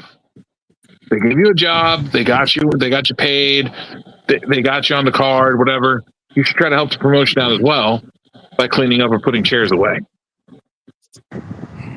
And to his defense, maybe he didn't know that was the scope of work. I don't know. Like we said, we don't. Maybe Right, goes only here. Yeah. Because let's just say how many on like he is 19. How long has he been on the circuit working here? Like, did he know those rules? That was his first show, I think. No, Yeah, see, first show. we got to give him the benefit of the doubt on that one. Like, If it's like unless we get proof, just saying like, hey, that kid didn't want to do any work. I got it on film. I asked him to pick up chairs, and he said, "Hell no." I'm AJ Styles' son, and just turned his back to him. I'll have a different conversation right there. I will. Yeah. But if your first show, and I'm just like, you don't really know the etiquette or decorum of indie wrestling just yet, I'll give the kid a benefit of the doubt. I will on that one. Now, you would think he would, though, because of his dad. You would, but is that something you really discussing a lot with your kid on the ins and outs of wrestling? Hey, you know, when I was in the indies, when I was 18, they helped me pick. I had to go pick up chairs. I don't think that's the part he's discussing. That I could be wrong. I don't know. Well, Sabu came out and said the Sheik used to make him break the ring down to put it together. His uncle. Okay. That's his uncle. AJ Styles didn't have a father that was a Hall of Famer in front of him that he thought it, he felt, what, I'm trying to make it in this business. So if they need me, heck, I believe if you ask some of these indie wrestlers, if they ask them to clean the toilet of the facility to stay there, I think they would have done it too. Yeah, they have done. They have done it. Yeah. So, well, it's different. That's why the parent. I think all of us that is a parent don't want our kids to go through the same struggle as us. So as if your son is in the business, you're not. My son ain't gonna fucking clean toilets, or they're not gonna fold chairs. They have people for that. You know what? I busted. I gave my blood, sweat, and tears. You know what, son? You're gonna come to wrestle, learn the craft, and you're gonna work. And maybe that's something that everybody wants something better for the next generation. Sometimes it doesn't. Sometimes it doesn't help as parents, because we tend to make it a little too easy for the next generation or the third generation, because sometimes they lose the essence of that struggle or that value to get up to the top of the mountain. If you're providing with the rope line to get to that top of that mountain, did they really struggle or did they really had it easy? So that's where it looks like we're getting in the situation right now with Avery Styles and AJ Styles. And Stevie Richards on his podcast talked about it a little bit, and he said that he hopes that it's not the case what they're saying, but he said AJ's kid's going to learn, because when he goes to NXT, they make you do stuff like that when you're in NXT. Right, and it's always good to have that humbling experience. It's always good to get that humbling experience, and maybe that's what's going to happen when he gets. And if there's an issue, look, not every second generation wrestler, or third makes it. Case in point, Ricky Steamboat's son. Ricky Steamboat, one of the greatest wrestlers. He got an opportunity, didn't go that far. So there's been a lot of examples, and you got Charlotte Flair, the other extreme. So there's examples where she didn't have aspiration of being a wrestler. You can use her brother as an example. Rest in peace to him. He didn't make it, but that's a story with that too. And he wanted to do that, and she did it. And she look where she's one of the greatest women's wrestlers. And Ricky Steamboat's son, isn't he a race car driver? But he did wrestle in FCW. Didn't make it. Didn't make it in FCW. He tried it. Wasn't something that was for him. That's a fair trade-off. You become a NASCAR driver when you couldn't make it in wrestling. He's always set for greatness, but not just in that realm, not in that circle. Yeah, that's correct. He was going left. Anybody watching AAA right now? They got Puerto over here messing with Perros Del Mal. Oh, I like it. You know why I like it? Because if Penta wins that tournament and takes on Roman Reigns, we can have a Perro de Mal interfere and cost Penta the match against Roman. And Roman, all right, that's not my business. I like it. I didn't mean to cut y'all that. I just happened to see that right there. No, fine. Look, this is wrestling.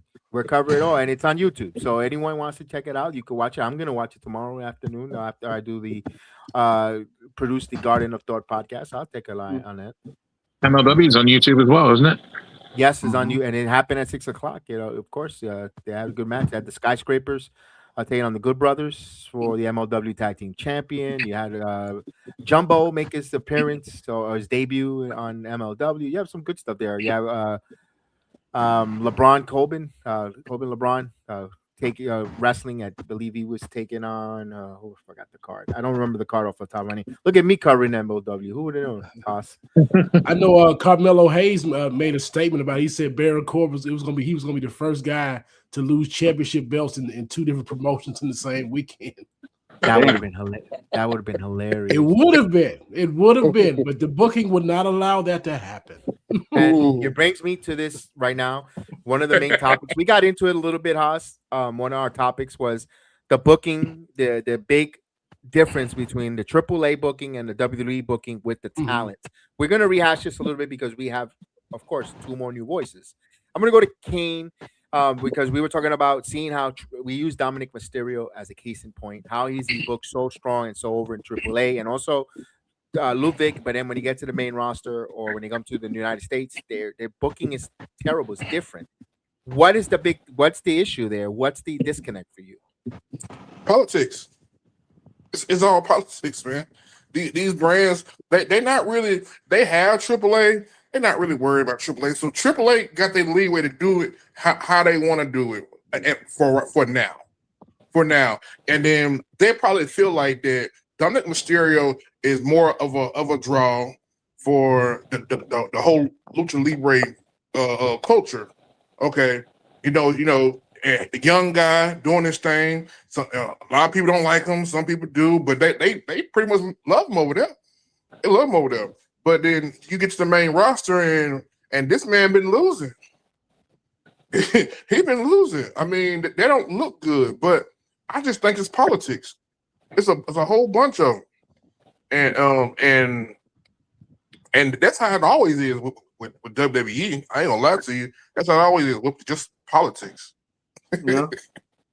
Well, to piggyback off what Kane just said, I really think the Mexican people, they have more pride in wrestling over there. Like, as you can see, if you look at these shows, they are very animated in those crowds. Like they really love professional wrestling over there.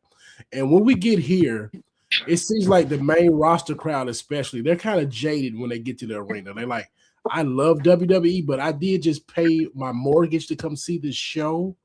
So am I really going to have a good time? Am I really going to be that invested in this show, or did I just bring my kids because I promised to bring them here? So, and then when you see certain people, they're not getting the emotional outbreaks that creative is looking for every week, they'd be like, okay, we're going to slide you down the card. In Mexico, they're cheering for every baby face. They are booing every heel appropriately. We don't get that here in America. That's why the other company, AEW, is suffering, because they don't cheer appropriately or boo appropriately as well. So politics is a thing, like Kane just said, but I really think the money and the metrics are a bigger thing than the politics. And with Dom Mysterio, I don't know how I don't never hear his name when they talk about big merch sellers. I could be wrong. Those skeleton bone T-shirts might be selling like hotcakes. I don't know, but if he was really as marketable as we think, he wouldn't be getting pinned by Dragon Lee on Raw clean like that. He'll get respected a little bit more. But in AAA, I just believe he's so over that they can't deny it. The same thing with El Grande Americano and Ludwig Kaiser over here in America. I was one of the only people that I don't hear a lot of people that like the El Grande Americano gimmick. I loved it when it first came here when Chad Gable had it. I found it very whimsy, and I found it refreshing. Cause especially when I'm tired of hearing folks with real names wrestle. I'm so tired of hearing it. Like Chad Gable, Dominic Mysterio, all these regular ass names. These people don't sound like wrestlers. I hear El Grande Americano. I'm like, oh, I'm ready to go. This is wrestling. This is what I was brought up off of. I was up here watching Goldust. Now I'm up here watching Cody Rhodes. I want to feel like wrestling again. So, but I got off the subject there. But yeah, we're using Dom as this example. It's just I believe those Mexican crowds really dictate what goes on, and our American crowds, like, we don't give the same energy. I can see that. And also, I got to say this. We something that we always talk about, communication. Dominic Mysterio, it's funny that Dominic kind of, his Spanish is much more crisper, cleaner than his father's, and his father was born in Mexico. I think Dominic is born in the United States, Mexican American descent. But boy, his Spanish and English, both his language that he commands, are so great, and it just drives me crazy that Dominic is such a great communicator. And I think what got Grande Americano Kaiser over is also communicating in Spanish and cutting those heartfelt, passionate promo in another language. The Mexican crowd say, you know what? This guy learned our language, respect it. How can we not get behind him? He earned it. Yeah.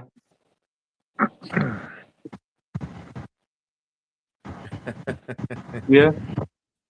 Oh, no, that wasn't nice. Hold on. What was that? Get rid of him. Just like a wrestling fan, they love to talk like this. I love you too. I love you too. That was not nice. Was it a DMV?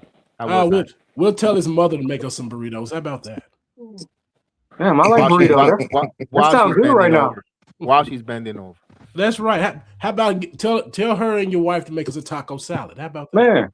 Yeah, don't worry. She's gonna get the Grande Americano soon. That's right. Set out the buffet for us. How about that? That wasn't nice. That was not nice.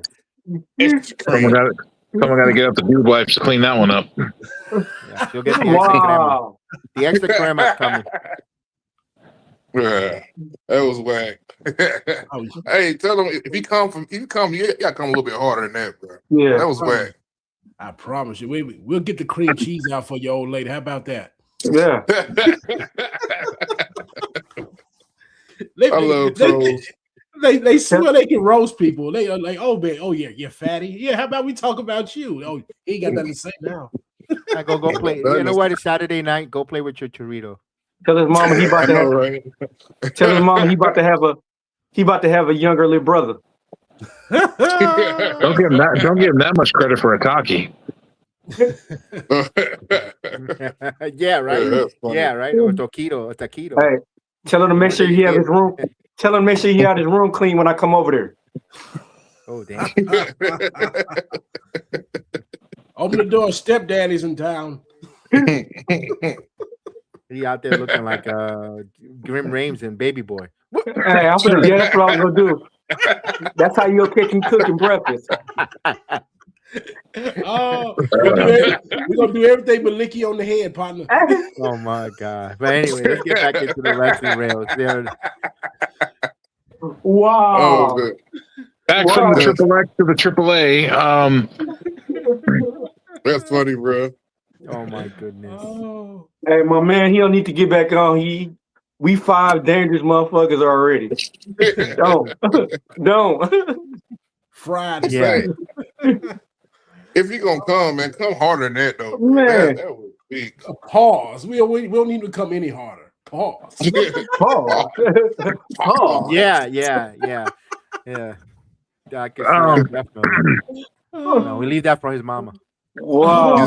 Oh, I'm gonna come in more often. I enjoy this here. This is Man. Y'all talking about top merchandise sales. Doesn't that belong to Danhausen?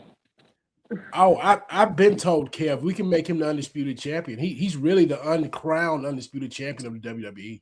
He really is. He don't have to win. He ain't got to win no more matches. He's making all the human monies. Don't you turn that head, Kane. as much merch as he sells, I'm surprised they haven't put a belt on him yet. Joe, he don't need a belt. He got CM Punk and Cody Rhodes kissing him on the mouth at house shows. Why do you need a belt? Why you need a belt? He's also 18-0. See? Wow, he's the new Goldberg. He's the new hologram. 18-0. Goldberg. So Hey, he's the new Goldberg. Hologram will be back. Goddamn, where's That's wild. Gilbert at? Where's Gilbert at when you need him? Retirement home. Independence. Hey, Doing this. sponsored by Dude Wipes. There you go. There go another plug. Another plug, y'all. That's how you do it. That's another plug. Use my promo code. Gilbert needs them. You might need them too. 20% off on all your orders, and that is that is a real legit code. They are our sponsor of our channel, so Dude Wipes. Wow. See, we don't have a problem plugging stuff. We're good. Yeah. Not at all. Not at all. We're great salesmen over here in the Jedi Media Network. Absolutely. Absolutely. Remember, we got you covered there. I know you missed it, Oz. You should have seen how we covered it from your morning till you go to bed. Everything on the Sport Jedi Network. You wake up, first thing you want to do before brushing your teeth or after brushing your teeth, you go and you use your Dude Wipes. Stay fresh, stay clean, stay ready. You go get some blackout coffee. You go on and road. You take your Dude Wipes travel pack with you. But if you're crashing out, you get some G Fuel energy. Fuel your energy. You get some. You fuel yourself. But during the day, if it comes crashing down and it hurts inside, and you need a change of underwear, you go to Devin and Lang and you buy yourself some Motor underwears, 15% off with Courtney O'Shea, and you have some new Tensile Modal underwears right in there, and you're ready to go. He just did a 24-hour. That's what happens with that. You need Devin Lang after you have late night Taco Bell lettuce. Yeah. See, that's how you move.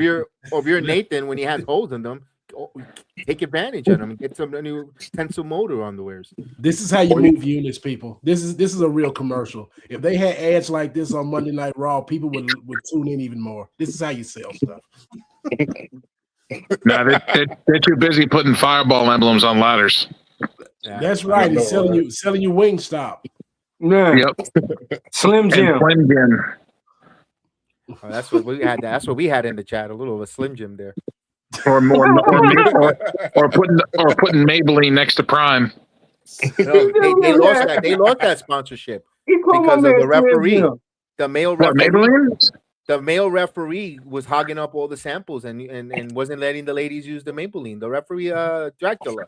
The lipstick, you know which one I'm talking about, right? You know which referee I'm talking about, right? I thought you were talking about Pimpinella from AAA. No, it was a referee. He wears more makeup than Pimpinella. That male referee. Yeah, you know which one I'm talking about. Do you need me to pull the picture? I gotta look for it. Please find it. While you're looking for it, since we're talking makeovers, I want everybody to go to their X accounts. Please go like that photo of Logan Paul. He said with 100K likes, he will shave his head like Hulk Hogan. I want to see this on television. I want to see it.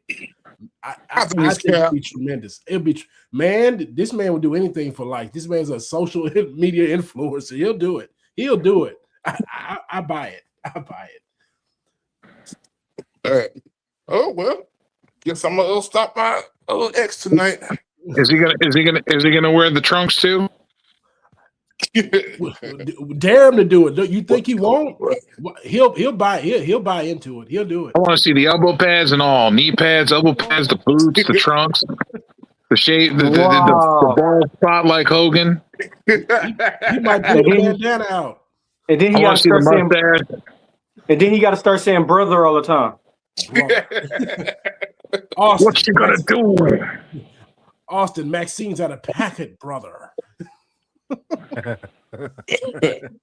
me tell you something. You need some new glasses with a vision, brother. I know, right? He should grab Michael Cole and start calling him Mean Gene. Here's a referee that caused the sponsorship. The Maybelline sponsorship was lost because of him. Look at that. Look at that. Look at that. Look at the lipstick. Look at the blush. Look at that. He's really red. A lot of rouge going on. That's that foundation. That smells like a Maybelline commercial right there.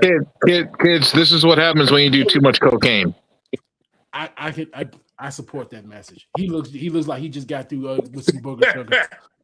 It looked like an 8-ball just exploded in his face. We call that a con. We call that a Tony. Maybe he's born with it. Maybe it's Maybelline. Yeah, it's Maybelline. He's like, what? We just got a sponsorship at what? Yeah.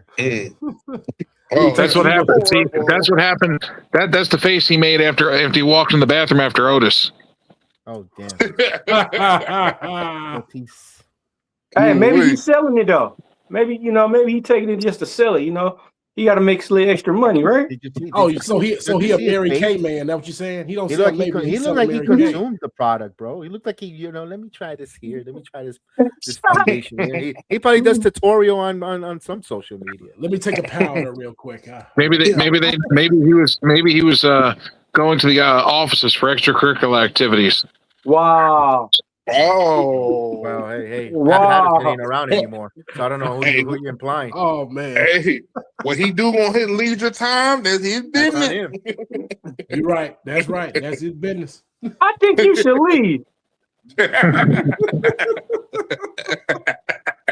The company dollar goes for so far. But my question is for how many? Working to get a push, bro. Is it for one fall or the best of 2 out of 3? Last man standing. Are Vince and what's his name going to be there? People power. Know what I'm talking about? Listen, yeah, people power. Yeah. Yeah, Johnny Laurinaitis. Yeah, there you go. Wow. Nicky Bella's daddy. Well, former stepdaddy. The real big match, John. Wow. Wow. Wow. That was a good one. Wow. Real big match, John. Yeah. Yikes. That's hilarious. I think that's what inspired Nikki Bella's intro. You could look, but you can't touch. Hey, apparently everybody done touched that. So other than Johnny Laurinaitis, he was left with the he was left with his dick in his hands. Hey, now he was stuck with the lotion. The door cracked with the lotion. Like looking like. He was there holding the lotion in the tissue box, or Vince. Get the chair out for him. We all know the chair. Get the chair out for John.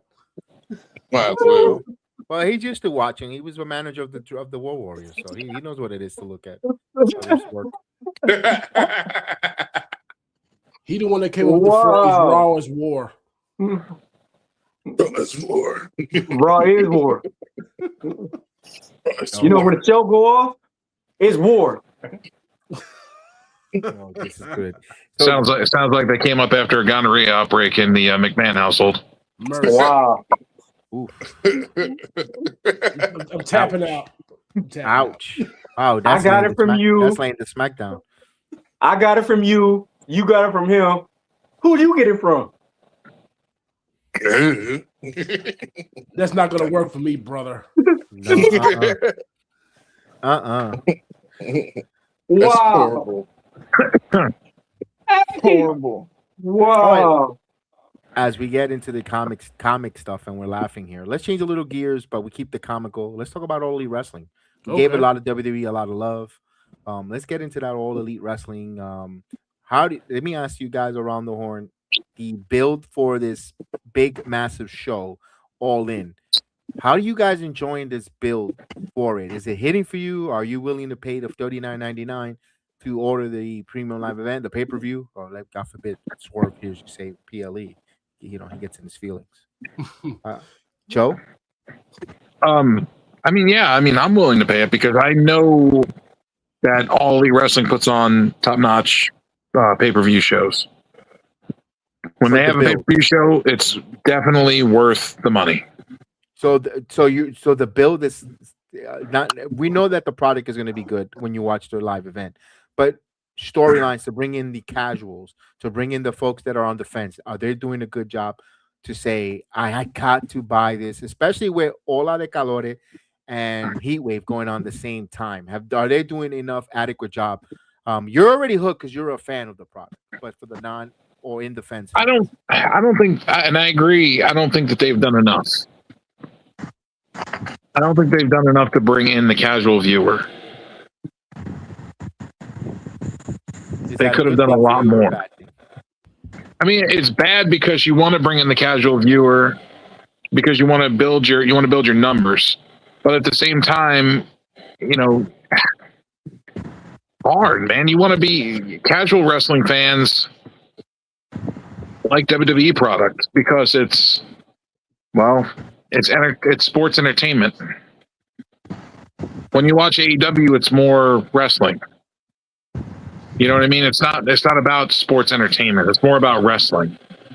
At least it feels that way to me. We actually get wrestling matches. What's the biggest thing in sports entertainment? Sports entertainment is more like flashy, talking, a lot of talking, too much damn talking.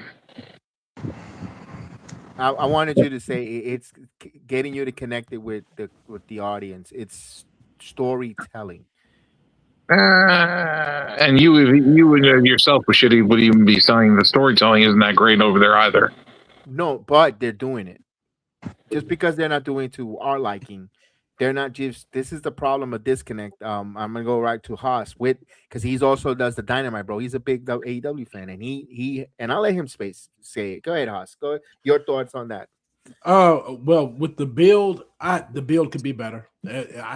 Like last year, I would say I was at All In Texas last year, and the build was better for All In Texas than it is going on right now.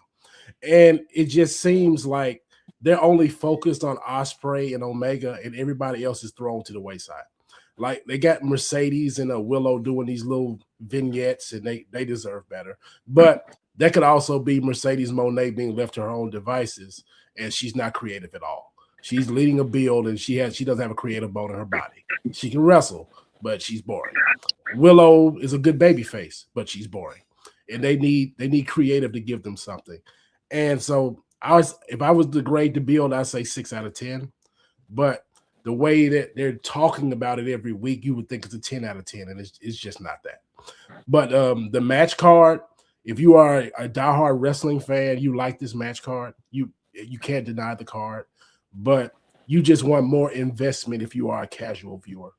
That's my biggest thing. And when we're talking about sports entertainment, when it comes to WWE, they give you when they get to do one of these PLEs, if they're pushing a certain star, you're gonna really feel it. They're gonna give you some investment there. The story may not hit, but you will. It makes them feel like a big deal. Like with Obafemi and Brock Lesnar, every time they went against each other, they felt like a big deal. When I think about Ospreay and Omega, I just see a great wrestling match is gonna happen the day of, but the build going in, I'm just like, boy, I am bored. I'm bored. These men are boring. If they're not doing 50 V triggers or kicking out of 40 hidden blades, they have nothing for me. That's just me, honestly, on them. But I'm also jaded because they took MJF out of the main event. So you could do with that what you will. Kane, I'm gonna hear your thoughts. Me, I'm kind of one of those guys that's on the fence with everything. I don't casually watch AEW, but from the stuff that I have seen, as far as match wise, I've seen some incredible matches up there. But storytelling part, I don't see as much as that. Compared to WWE, WWE does do okay with the storytelling. I said okay. they do okay with storytelling, I guess, when it comes to certain stuff. But I really just can't speak too much on this topic concerning that, because I'll have to consume more AEW product to be able to give you a better answer. No, I love that. I respect that. I respect that a lot, and I want to hear D-Walk's take on it as well. Well, when I watch AEW, I ain't got nothing to lose. You know, with WWE, I got to go and donate plasma 6 days a week in order just to get subscriptions or in order to watch the pay-per-views, you know? And then I mess around and see Danhausen on every segment and everything instead of watching wrestling. And then I got 45 minutes of commercials. So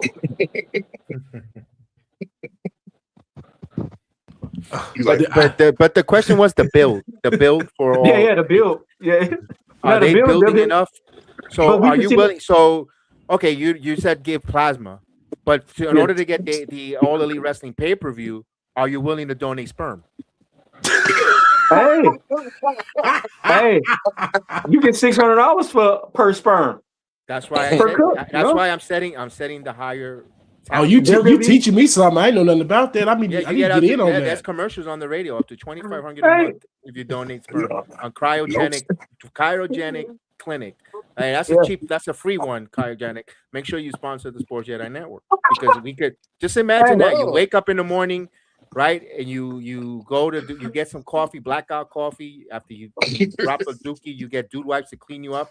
If it comes crashing down and it hurts inside, you get some new underwears at Davin and Lang, and then you get some G Fuel Energy, and you make a quick buck at the cryogenic clinic. Drop some sperm, and then you have your dude wipes after it to wipe off.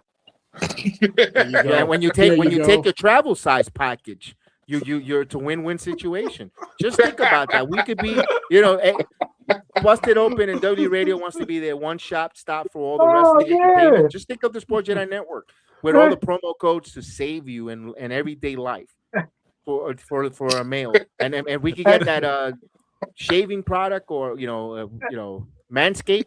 We're talking about a grand slam. We might not get you a live female, but we could get you there. Put you in the right position. You walk in the sperm. You walk in the sperm clinic with some dude wipes. They gonna know you up to business. Oh man, he's a serious business. He's here to make some money. No, and guess this: if we get a promo code for one of the ladies on OnlyFans, we'll promote that too. So while they go to the spank, they could go. You go to the OnlyFans and go to town. I'm gonna tell you here. Situation. I'm going full CM Punk promo. I'm not here to make friends. I'm here to make money. I'm at the clinic. Let's go. But to go back to the AEW, is it worth the money? All in is worth the money. It's worth the $39.99 if you're on HBO Max and $49.99 on Prime and what have you. But me personally, I will be going through other means to be paying less money, but that's on me. Hey, I could tell you an infinite one where you ain't got to worry about none of that. But we don't. We'll leave that afterwards. That's the after party. We'll have that backstage. But Ooh, I don't know about you. I don't want to be with any of you backstage. That is fair. Hey, we're talking about backstage in the stream yard. But yeah, my backstage is for the proctologists. Yeah, you're going to see the ass man. Yeah. Is that what you call him now? Wow. If you watch Seinfeld, you know the ass man. But with All In, you're gonna get 12 plus matches. So if you're big on the matches, you're gonna get your money's worth. So I will say that. But it just really depends on how you view wrestling. We have this argument every week. So I mean, me personally, I view wrestling through characters and story building. And AEW, they don't really have that in spades. They have a few characters, but most people like, I'm a great wrestler. I do the flips. I can do a nice suplex here or there. But if you really just like in-ring work, have at it. You're gonna get your money's worth. You will. So I will not argue with you there. But it's just, I get bored with just graps. The graps are just not enough, especially when you're doing a TV show. Now, if you're doing a house show, like I said, I went to All In Texas. It was a great show watching in the house, but I can see how someone could get bored if they were watching it at home. I can understand that. Let me ask this question to the panel here. How many of you have been to a live AEW show? I know Haas has. I haven't yet. I'd like to go though. No, neither. D-Walk, you haven't been. Neither have I. I haven't found one close enough. You could go for a good price. I'll tell you that. Like they are appropriately priced. I did not have to go sell my lung to go to All In, which is And- AEW's WrestleMania. So And to our friend in the chat, NTHDN DWN, if you go to Taco Bell and you order, they'll give you two tickets too on any AEW card. So look out for that when you go buy us tacos after we get done with your mom. don't eat the sick lettuce. How about that? No, he could eat the lettuce. We want him to eat the lettuce. We want him to make it back because he's a valued member of society here. We want him to come back here so he can get some more of these jokes. Who's society? I don't know. I don't know about that with that comment. He I wish his mom would have swallowed. Damn. Wow. You know, I said that about the other guy that was Hey, going off. Hey, There was when you another guy. disrespect anybody, I'm the member of the crew, regardless if you're secretary or not. I got your back. hey, There was a guy- hey, what our there was truth a guy said? that went off This on ain't me. PG. Yeah, that ain't PG. It's 11 o'clock. There was a guy that went off on me. When we call him Mr. X, he went off on me. He was sharing our clips from last week's episode on his stuff, and then putting his 2 cents in. But he had commenting turned off, so I couldn't comment. Was Or he nobody. from some guy? Was he from New York? JY 206? No, I don't think that's him. This guy was from Canada. Oh, Canada. I mean, He's one of those guys that should have been swallowed. Oh man, don't tell Kenny Omega that. Huh? look, he has enough problems. He looked like he swallows a lot in his life. So. You're coming Damn. against Canadians.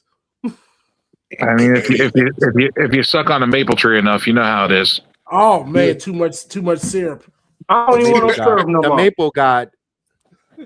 Oh man. I don't even want to serve no more. We'll call him Thorny.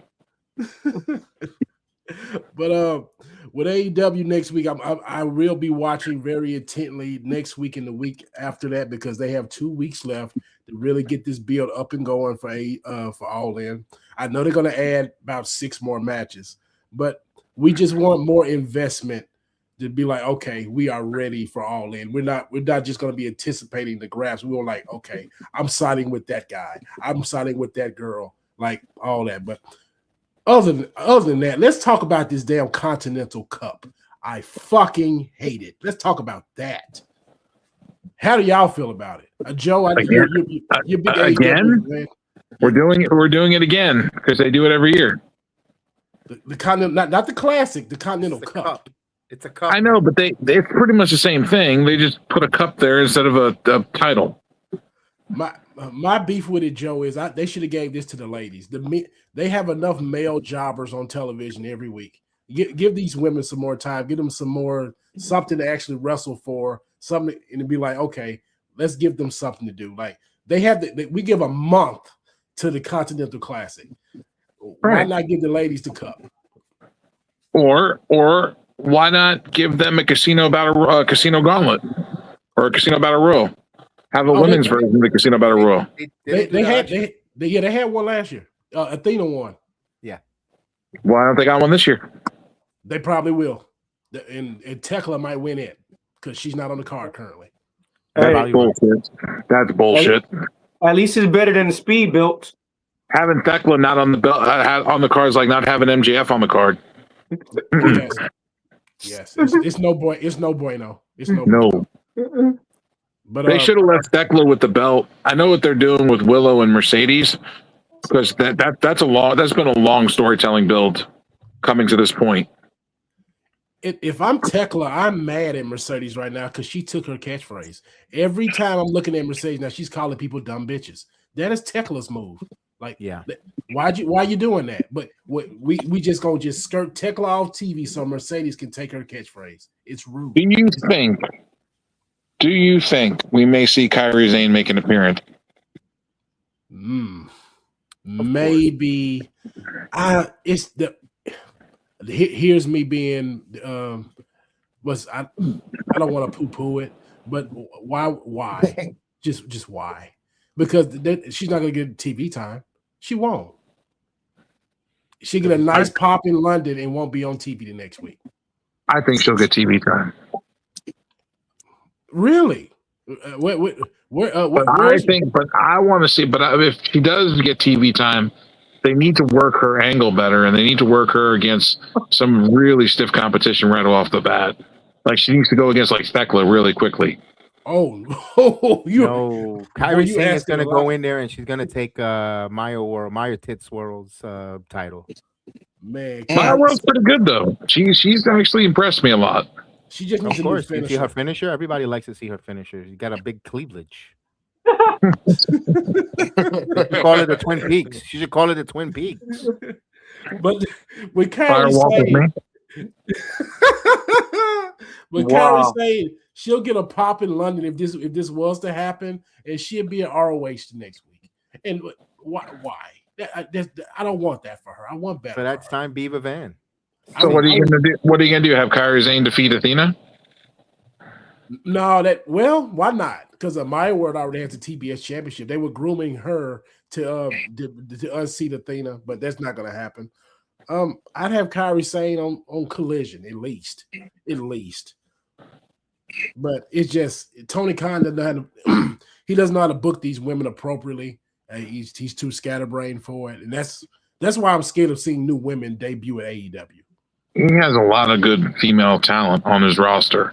Yes, he does. And that's why I wanted them to have the Continental Cup. Like, if you had these 16 women doing the single elimination thing going into All In, you could actually make some new stars out of that. But yet we are getting Ace Austin and out of shape Eddie Kingston and farting on TV Eddie Kingston. We just had Roddy Strong and Kyle O'Reilly be the main event of Collision. I just saw it. Is Wardlow returning? Who? Wardlow? He's still in this company? Yeah.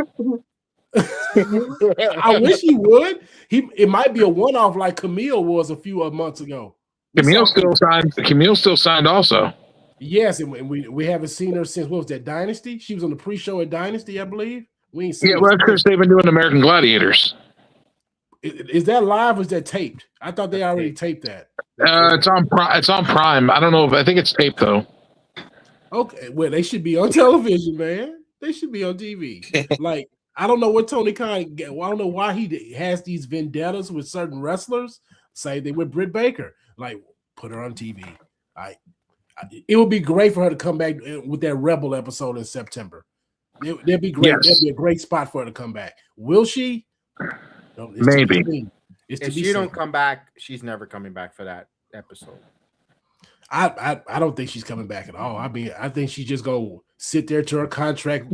Well, it seems like her contract goes to 2030. We never know when it runs out these days. So, but If she ain't wrestling. If she's off and she ain't wrestling, then he can extend that contract if he wants to. But why? Why, if you're impeding her not to work? This is where I want to get into. That's great. It leads to a great segue where we're speaking about freezing contracts, talent's not working or working, and the very biased wrestling media, where the Sean Ross Abs, the .orgs, the body slams, the false finish, all those, they love to tell you the minute a WWE talent contract expires. They even get it to the date. After this talent takes his last final shit at 12:05, he or she's a free agent. But then when it comes to an All Elite wrestlers, we don't know. Tony Khan added service time and added more time. This is where why can we not find out a specific time? And then when they do find out, that talent's already out the door from All Elite Wrestling, and then the only way they know is because I don't know who and they love to sit around and refresh these main companies' rosters over and over again to see, they've been left off the roster, and then it gets copy and paste. Why can we not know when a contract is about to expire and so forth? Which is not. I understand you don't want the competition to try to sign and poach them, but it goes. What's good for the goose is good for the gander. All we hear about when Ricochet was in WWE, how much AEW wants him over. Where you had Will Ospreay begging him on the AEW television to jump ship. Now the big thing, now the big one is before they always want everyone else's talent, vice versa. Now they want Bayley, but they know when her contract set to expire. Why can we not know? Right? Why can we not know when Britt Baker contract expires or Warlord or they might even not come to the WWE. But it feels like that's the hypocrisy when it comes to the AEW and the unbiased media. I guess they're trying to keep something a secret, since everything else is so much out in the open. Yeah. Trying to keep some a little secretive. Kev, I leave it like this. The economy's not so hot right now, so we got to keep the bills. We got to keep the lights on. Do you know who's keeping the lights on with all these dirt sheets these days? Of course. Go ask Dave Meltzer about who's keeping his lights on. Well, you know what? If I'm Tony Khan, send me a flashlight. I mean, yes, or a lantern. Yes. I'm not asking you to keep my electricity bill on, although it'd be nice, but send me some type of light. Yeah, you could get Sean Ross Sapp up here talking about no one paid me off and this and that. I'm like, sir, you get paid to report about scripted stuff on the daily. Someone's paying you off, partner. Like I don't want to hear it. You're not getting that much engagement on your own. I'm a family man, and I only want to do is invest it on my family and my channel and everyone here with equipment stuff. I am not going to put it up my nose. So please invest here. Like I don't care about how many temper tantrums you have on your live saying no one's paying me off. I can prove you like you can't. You can't. Someone's paying with a brand you new off. car outside. The only thing you're going to see me brand. the only thing you're going to see me embarrassed is consuming is Coca-Cola and Pepsi products. But other than that, not even that anymore. So invest here. I'm not going to be putting in my nose. Let's go. Tony Khan, come help me keep my lights on. Trust me. I will blaze the product. We won't talk about WWE if you become this way. I will keep it as straight laced as I could if you come in and help me keep my lights on, sir. Yeah. I'll tell WWE in their face, fuck y'all. I'm with Tony Khan. I would say I would have a fuck the Fed shirt for life. I won't burn the bridge, but I won't use that bridge. What we have to do? Welcome to the AEW Fed. Right? Welcome to the AEW Fed experience. Here we go. Hey, I won't cross that bridge, but I won't burn it. I'll tell you that much. I go from NXT time with D-Walk to Dynamite with D-Walk. Collision time. It's the collision time with D-Walk. Collision time with D-Walk, yeah. You know what? Let's go. The D-Walk is dynamite. The Jedi Honor. I will cover that Ring of Honor like there's no tomorrow. Into WWE. If you want someone, you want to pay somebody who watches AEW, come holler at your boy. I will come up here. I will watch it from every angle, and I will report back to Paul Levesque himself. I will let you know that yes, I watched Dynamite. I watched every millisecond of the overrun. I was right there. I can tell you what happened. I can tell you what happened at 901, 902, 905, 908, 913. I can tell you all that. 10:23 when it's supposed to be on the air. No DVR. We watched it live with these eyes. And I will not slander your company for putting only the women at 920 spot. Wow. I will not point out that fact every week. No. And Tony Schiavone at Caliber, the greatest commentary of all time. You know what that means. Yeah. I told this joke to Haas behind the scenes, but I'll say it on the air. On Wednesdays, when I normally go to sleep early, that's why I don't catch NXT time. I go to sleep early because I don't consume the AEW product. But I do give respect to the four pillars every time. I see Wallowitz go to Polly, Leonard, and Leonard and Sheldon before I go to sleep. I watch the AEW four pillars. As soon as I hear it's Wednesday, you know what that means? Yeah, I'm going to sleep. Click. Wow. Wow. Oh, Excalibur is awful. He will put you to sleep. No, what bothers me with him, he changes the name to every wrestling move. Like, bro, it's a fucking suplex. It's a damn body slam. It's the dude, stop. It's a Saito suplex. Stop. That's why I hate. No. No, the submission names are the craziest. Oh man! But you get Tommy's armbar. Yeah, come on. You get Taz up here saying these names. Like, sir, am I watching wrestling? Am I watching Jujutsu Kaisen? What am I watching, sir? Yeah. But I do want to say though, speaking of the commentary team, I do like Paul White. Part of he did bring something. If they could just get off of Tony Schiavone out, it's they got something. Maybe Taz, Paul White, and he got to stomach Excalibur because he talks 100 miles an hour. Like, who gives it? Oh yeah, turn it to dynamite. Collision. Blah, blah, blah, blah. Like, shut the fuck up. Take a breather, dude. He should be a rapper. He has great breath control.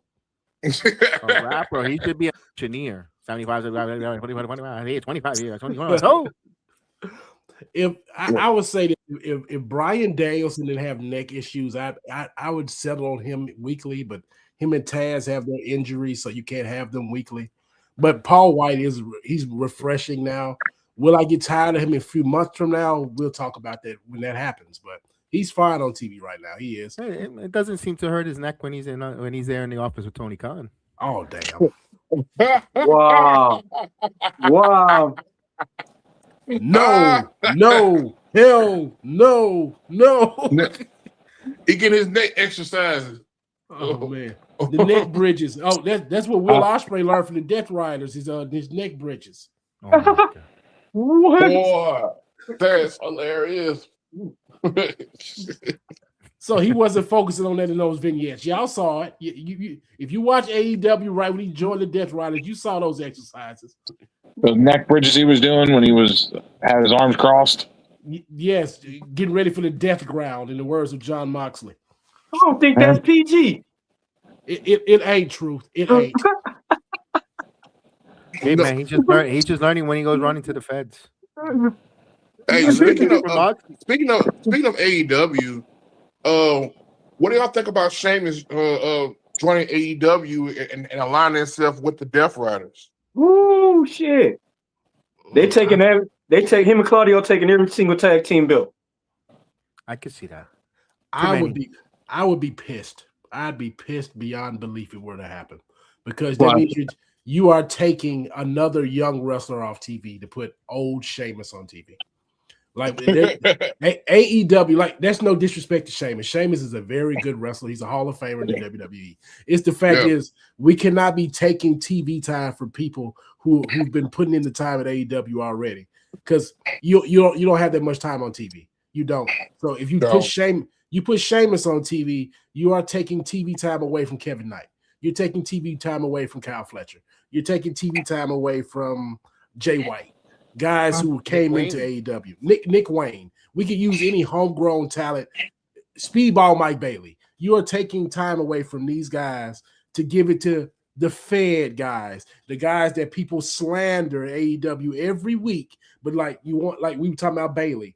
No, you bring Bailey, you're taking Queen Aminata off TV. You're taking Mina Shirakawa off TV. You're gonna take Persephone off TV to put Bailey up there with Mercedes Moné, two Fed legends. And this is AEW. Like Queen Aminata hasn't been on TV in a while. Her and Mina Shirakawa have been banished behind the paywall. And the only reason I know this because I like the both of them. And I was wondering where the hell they were. And they're in ROH tag teaming right now. Damn, they got them in catering? It's worse than catering. It's worse. They're serving the food. They got them in NXT. They got them in NXT. I don't know. I don't know. Because in ROH, it just seems like they're supposed to be making big money. In ROH, you go take it back to Avery Styles. They're picking up the rings right now.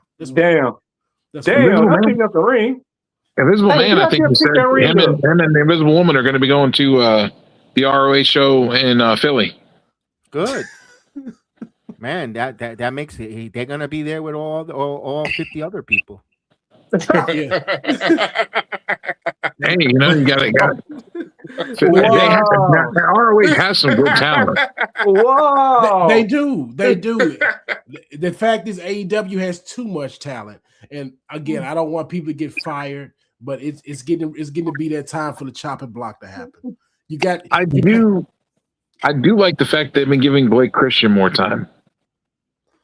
Oh, you like Vanilla Baby? Yes. I feel like he has got a good character. He's good on the mic. He's good in the ring. Mm-hmm. Well, I feel like why not? He's getting his collider push. Him and the Lethal Twister were on Collision again this Saturday. So he's getting a slight push. He's with the Demand. Aha! That's who he's with. So yeah. But taking back to what Kane was talking about with Sheamus, like I want Sheamus to work, but it's gonna be the price of taking other people off television. And AEW don't need to do that right now. They just don't. He got to make up for that IC title he never got. So right. Aren't they about to get? Isn't Copeland about to retire though? Yeah. Is he? Yeah. I think his contract is up because remember he signed in September or October. I think his contract is up and he's just gonna hang it up. I could believe because if you see him do a spear these days, it's not connecting like you want it to. No, I think they're having a hard time moving. I saw him box 619. I never liked this spear, bro. That was awful. Hey, that was just like seeing Kane do the Hurricane. Yeah, I ain't gonna lie. Kane executed that though. Kane was a freak of nature. Like old Cope up here trying to do the 619. It just show you he caught a flat tire when he was trying to come around the turn. He caught a flat tire. So yeah, I mean, you know, it's the same thing when Cena and AJ Styles was talking about the match at Crown Jewel, and you talking about, man, I've never seen you do a 619. And it's like we just gonna go to another spot. We ain't gonna do that. Yeah, who look up. That's what Cope should have told the Bucks. We're not gonna do a double 619. What was the worst Botch Fest Botch Fest match you ever seen? Mine was when DX wrestled the Brothers of Destruction, Crown Jewel. You got Kane mask falling off. Yeah, all kind of botch. I never seen that match. Triple H lost. What did he break his chest in that match? What he tore his triceps or something, didn't he? What happened? Yeah, because Shawn Michaels had to finish the match by himself. Triple H tore something. I think he tore his Achilles or something. I think it was his pec. Oh, and look at this. He up here booking Cody Rhodes, who does a Hell in a Cell match with a torn pec. Who's tougher now? And Shawn Michaels looked like his liver spots exploded. Oh, damn. I didn't watch. I thank God I never saw that match. See, I was disconnected with the Feds. That match is what gives me hope of seeing The Rock at WrestleMania next year. These people are not going to turn down the big Saudi money. Rock, they will pay The Rock $25 million to come wrestle. John Cena, the same thing. We'll give you $30 million. Come on here and wrestle one more time. Yeah. Turkey Al Sheik has a deep pockets, and when Turkey Al Sheik wants something, he wants it. It's always Riyadh season, and especially in the wallet. The Rock's in great shape, though. Yeah, now he wants to sing and stuff. No, come back to work. You up here you singing these sad ass songs to your kids. You mad because Moana didn't make it in the theaters because the movie's not old enough. Come back to us. We need you to come beat up Cody Rhodes again, please. Come save us. Save us, please. Yeah, because we need to see. We need to see Cody Rhodes go Homelander. Yes, we do. Man, what? I tell you, I tell you this: if The Rock comes back, I need him to come terrorize CM Punk. I want to see CM Punk on the side of a bus right now. I want to see that. I want to see Phil bleeding on the side of a bus. Be like, yeah, fuck that. Don't you fuck with our family. I want to see. I can only leave. I can only leave for 10 years and come back. Put Phil in his place. We already Cody just got beat up again on Friday by Randy Orton. He had to kick him in the dick to save his own life. So please. Hey, what Brock say? Talk shit, get hit. Yeah, talk for real. Get hit. Except on the replay of Netflix. We don't say on the replay. Only live. Hey, when Brock Lesnar kicked Obafemi in the balls, bro, that shit was funny. Talk shit, get hit. I'm gonna say this right now. I wouldn't even sign the waiver. Brock Lesnar couldn't kick me nowhere. He sure couldn't kick me at all. What the fuck? Brock Lesnar couldn't kick me nowhere. Bro. I'm going to get the gun. That's why it goes back. It goes back to us with our promo codes and our sponsorship. We need that cryogenic. We need that cryogenic sperm bank. Because if you're going to work and want to sign a waiver and get kicked in the nuts by Brock Lesnar, go to cryobank and freeze your sperm. Because life will come at you anywhere. You talk shit, and then you get hit, and then you can't have any kids. You can freeze your sperm like AOC is freezing her eggs. But I think, and then yeah, and then I heard that she got off of the birth control, and then she realized I ain't giving the kids to this ugly motherfucker right here. He's back on the free agent market. Oh man, You can make Sunny popsicles. Wow. That ain't PG. It ain't D-Walk. It ain't. so right. These folks trying to get X-rated with AOC. Hey. Keep it PG like your boy Joe BNC. What is this? What is this? What is this that I've been hearing and I started looking into? Dawn Marie now is doing OnlyFans at 55 years old. Yeah, hey, she still look good. But But why? here's the thing, Just though. go watch AEW. Go watch ECW. Her whole catalog in ECW was an Only's fan. Yeah, but the problem is, she made the statement and said she was doing OnlyFans. But in the disclaimer, she said she will not be doing nudity nor sexual content.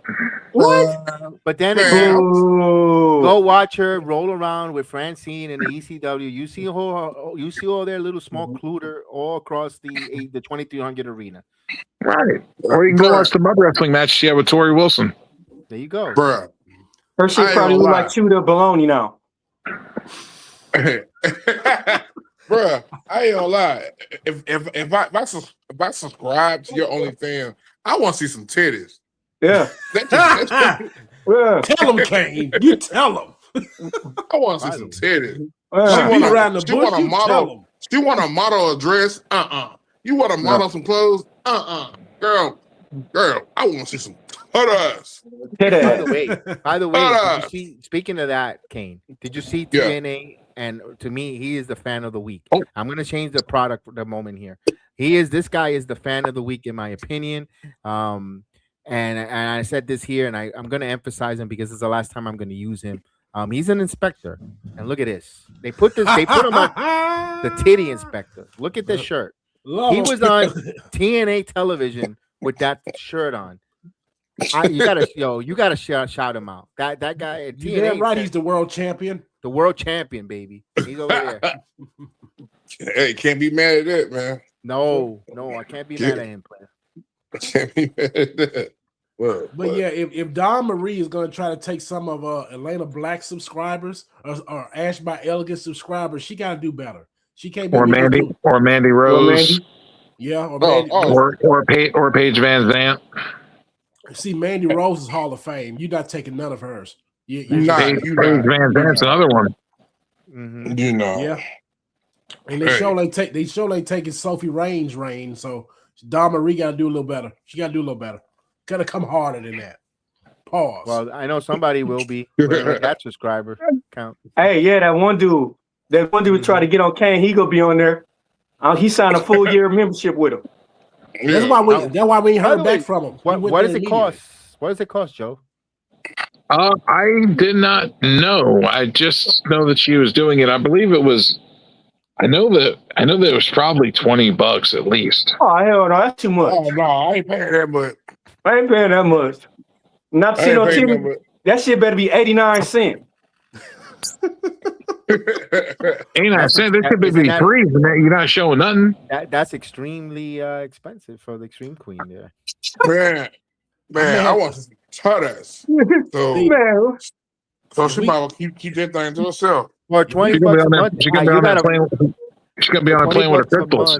For 20 months a month, you got to find out if the current message is drapes. Yeah. Hey, just think about it. If all these people subscribe to her, bro, just because her name, and then they scrolling through all her stuff, and they don't see no tight ass, they're gonna unsubscribe, bro. Oh, they're gonna ask for they're gonna call for a refund.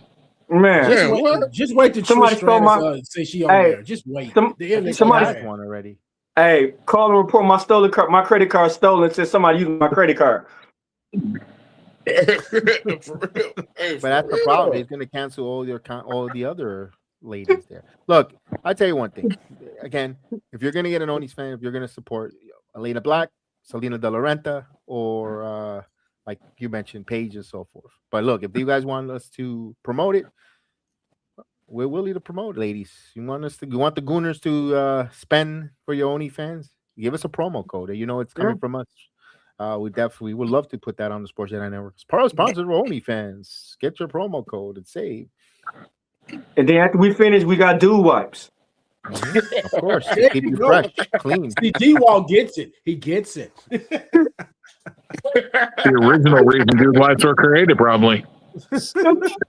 Yeah, you know that founder was like, you know what, damn it.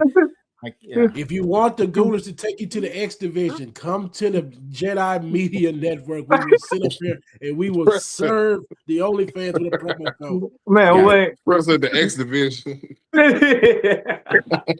Make sure we're tagging these people in this, so they can come in here and see. Let's go. President X Division. That's right. Let's go. We don't. Hey, when you need a landing strip, we got you. We got a promo code for you. Go check it out. Would that be the Manscaped? The Manscaped or the OnlyFans. You want to find out if your famous female wrestler or male wrestler has a landing strip? Call it OnlyFans. Let's also show love for the men. Male, you know, they also out there working hard in OnlyFans. Yeah, we need. If you need a lotion sponsorship, come holler at us. We can push this lotion. We could do it. I'm telling you. Hey, I'm a Jet fan. Johnson & Johnson. Let's go. Perfect world. I'll promote the Jets L and also some wrestling. Let's go. And then if you want to get that lotion up, we got dude wipes. We're not bad boys over here. No Diddy. We might even push baby oil over here. That's what I'm saying. Johnson & Johnson. That's why I said Johnson & Johnson, the baby oil. Hey, y'all make sure y'all push the lotion. Okay. This is Pro Silk body lotion right here. It will get you. It's 24-hour moisturizing. It will get you through all your ups and downs, bro. All your ups and downs. It will up, down, down. Your fatalities. Yeah, it will get you there. Literally all the ups and downs, huh? Hey, all your ups and downs. Wow. It's Jergens. It gets you. 2/5 of the PWF is ready. Keep your pool cue lubricated. They're ready for a Saturday night after the stream is over. My goodness. Yeah, if you want your stuff to look shiny and stuff, man, this is what you go through, bro. You want it to be shiny and be all glistery and shit. This is what you go through. We don't want your drumstick to be chafed. Hey. Don't forget, it's summertime. You got to trim those bushes. They make monkey butt for that.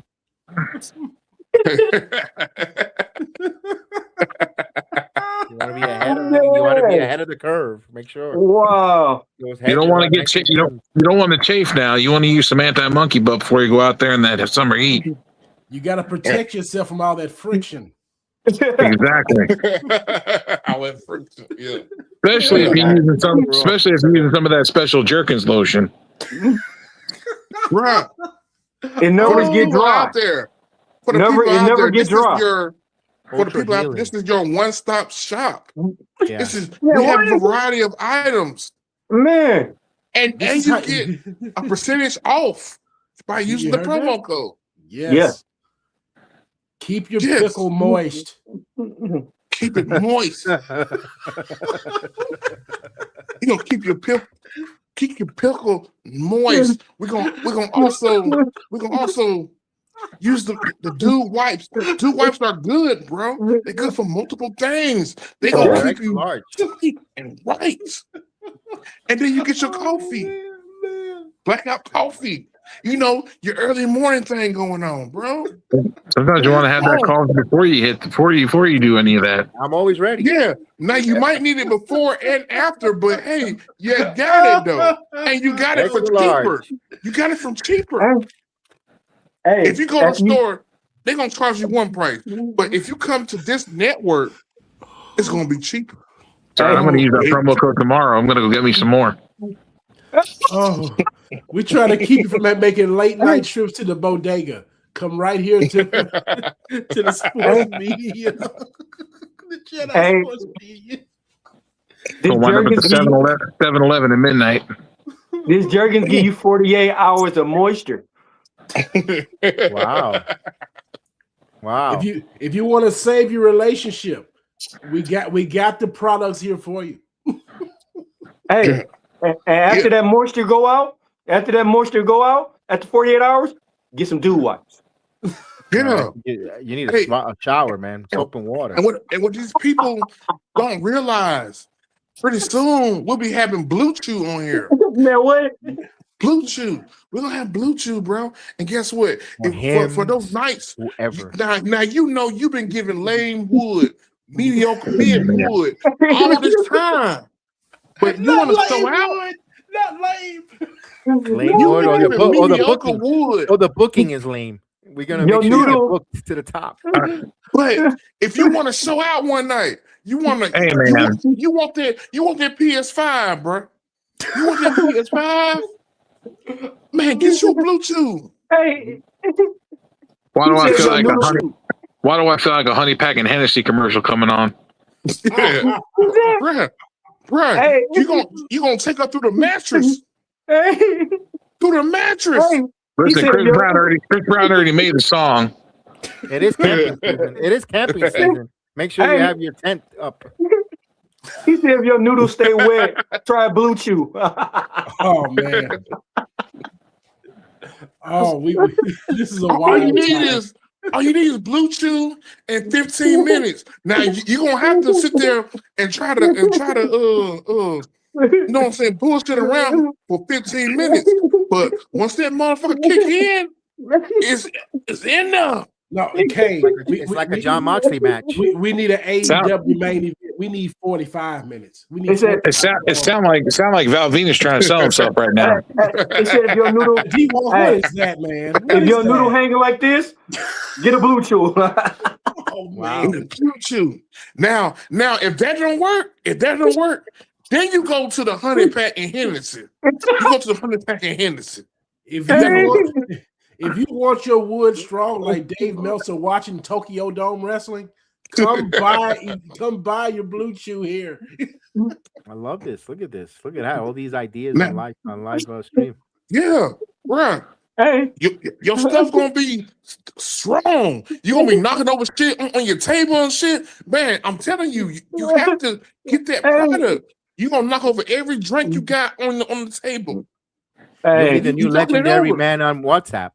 If you want to feel the way Mark Henry felt when he was with Mae Young, come buy the products here in the Sports Jedi media. We'll give you a hand. Hey, look, Blue Chew Gold would be sponsored by Vince McMahon, would it not? Yes, it would. Yes, it just wouldn't be on the ring, but it would. Hey, Jedi go wake up, check his email. He gonna have like 35 new sponsors. Hey, bring them, man. We got to, again. We need them. Let's reel them in. They need Vincent Rick to have a commercial together for the Blue Chew. Hey, you got Blue Chew, Hennessy, all them coming. If you want to feel like the segment with Edge and Lita, come buy Blue Chew here in Jedi Sports Media. Honey Pat. All right. So, any other topics before we wrap up or getting into the home stretch? Because we're having a good time. No, just wrestling and wrestling as a whole has been kind of I don't know. Just wrestling's been kind of off, been kind of slow lately. I got nothing. Hey, let's talk about that segment Solo did when Jey Uso took that shot at him. He said, pew, pew, pew, pew. Are y'all okay? That was very funny. That was. Are y'all okay? I like that they're allowing Solo to give his character to be more himself. Yeah. We talked about it earlier today. I believe when he meets with Roman on Monday, I believe he's going to be a very petulant child. He's going to be kicking and screaming. And Roman's going to beat the life out of him. And even if he joins the bloodline again, he's going to keep that same charisma and that same demeanor. I don't think that's going to change. He's not going to be a quiet mute like he was when he first got with the bloodline. Like you can't put that back in the can. He's gonna be a totally different solo, bro. Totally different solo. I can easily see backstage segments with him and Jacob just beefing because Solo's so silly, and Jacob talking about, "I'll dog walk your ass," and he gonna be like, "You." Hey, why is he clowning Jey Uso though, bro? Why is he only clowning Jey Uso? Pew pew. Oh man, that's just brotherly love right there, man. That's just what you do with your brother, man. You're getting paid to act the way you acted 20 years ago with your brother. Why wouldn't you do it? Hey, imagine them if they go on road, if they ride on the road together. Oh man, I'll pay to see that. Yeah, this your warning shot. Oh my god! But I gotta give Jey Uso credit because Jey Uso cracks easily and he laughs. He actually held it together because he almost lost it. Yeah, he almost lost it, but he held it together there. Hey, I bet you Jey Uso done left Solo a couple of times at a restaurant. Like, motherfucker always try to be funny all the time. I believe Ain't no it. funny. But what I heard, the funnier one is Jimmy out of all of them. Really? Yeah, that's what I heard. I believe they're getting Solo back because I think Jimmy's finna go on paternal leave for a little while. I believe that's why they finna bring Solo back. You got Naomi pregnant again? No, I think Naomi's prepping for the Royal Rumble. So Jimmy's gonna be at home with the baby. He gonna ruin that for her. He finna get her pregnant again to keep her from coming back. He might. Why wouldn't he? Man, why wouldn't he? Yeah, you're right. Yeah, why would he got his own practicing? He's doing it wrong. He should be practicing. Jimmy got his own custom championship built. Naomi. That's right. Same way with Montez Ford. Man, what? You think you come back to wrestle? No, I'll wait till you go to sleep. and you know, and I don't know if y'all know, but Bianca ain't too long ago had that baby. No. She ain't too long ago had that baby. No. She had that kid, but her finger's still messed up too. Right. Yeah, her finger's still fucked up. That's what's gonna keep her away from it because it may not really heal back. I hope it does, but it may not. Yeah, her finger look like two fingers though. It hasn't healed this yet. I don't even know if that's gonna get there. I think she's gonna have to just live with that. Like, yeah, we may have to look out for Miles Bourne. He keeps getting the devil kiss every night. Stephanie might take another sabbatical. Hey, don't have Joe go off on a rant. Joe, like I tweeted about Miles Bourne. Yeah, Joe don't like that motherfucker. Hey, Joe like kind of What's up, Kevin? Well, I'm not big on Def Orton. Oh, not Def Orton. Oh, that's crazy. That is PG. I was like, they're giving this guy all these titles and shit, and I'm like, have y'all heard him cut a promo? Why are you giving him any title? The promos are horrible. I mean, wow. You're not wrong. They're not great, but they gotta push it. They got to push it. They got to. They just got to.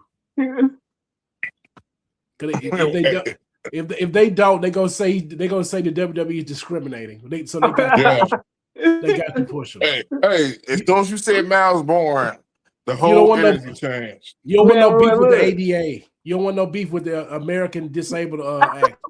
You don't want no beef with them. Hey, Joe just turned to Thanos. Look at violation. Hey, for real, Joe do not like that motherfucker. You muted, Joe. You muted. What's up, Joe? You're muted. I think he froze. He got so mad. Muted. What up? The devil kisses struck again. Right. Hey, WWE done got Joe. You ain't finna talk about Miles Bourne like that. Yeah, that's a HIPAA violation. How dare you?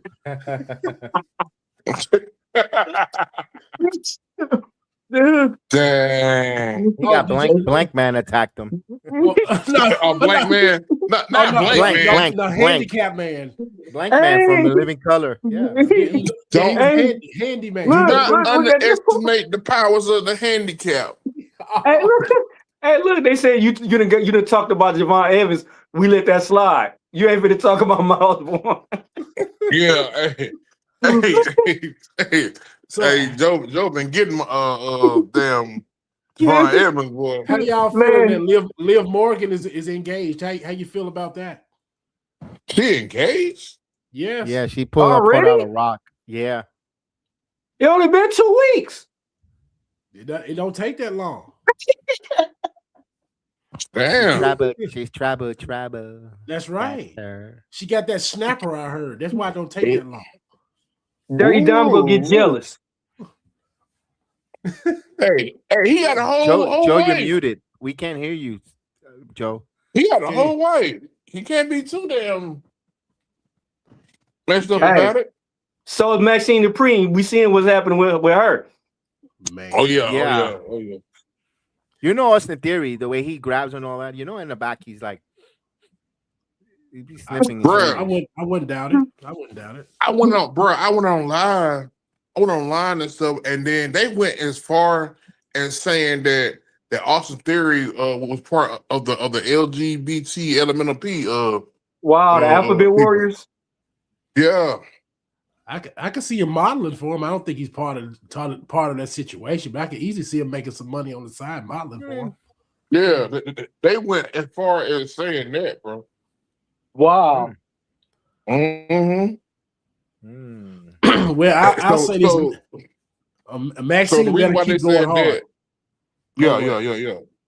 Okay. The reason why they said they were saying that because they were talking about how Maxine husband might feel some type of way about this right here, but they said he don't care because of Austin Theory's status that he part of the LGBT elemental P crew. I think that's fake news. I think that's fake. But I think Maxine got to knock this role out the park so Cam Hendricks can get a push on NXT. Yeah, for real. He has the look. He's just kind of boring. He has the look though. So I mean, Luke, I think he's first and foremost. I wish he was Anthony Luke. I hate that Cam Hendricks. It feels like I'm gonna go see a ham and egger. Yeah, I can tell you where he got the name from. He got Cam from Cam Newton, and he got Hendricks from Future. So he just put them both together. Just like that. But Anthony Luke sounds like a professional wrestler. See, we got to go back to real names. I'm tired. Anthony Luke sounds like your pastor. He don't sound like someone that's going to come. He don't sound like you come whoop your ass. I remember when we saw him in LFG. My wife says, "I like that name, Anthony Luke." Sounds like sound like he should be singing country music with Luke Bryan. Well, or Darius Rucker. Damn, for real. That's funny, bro. That's funny. Right. Shit. Yeah, but Liv Morgan is engaged. We lost another one, fellas. Damn. Liv little fine ass. Yeah. Hey, somebody gonna snatch her up. Hey, no wonder why Liv Morgan blocked me. Did she now? Look at you got blocked by Liv Morgan. I'm getting blocked by Jim Cornette. I'm jealous.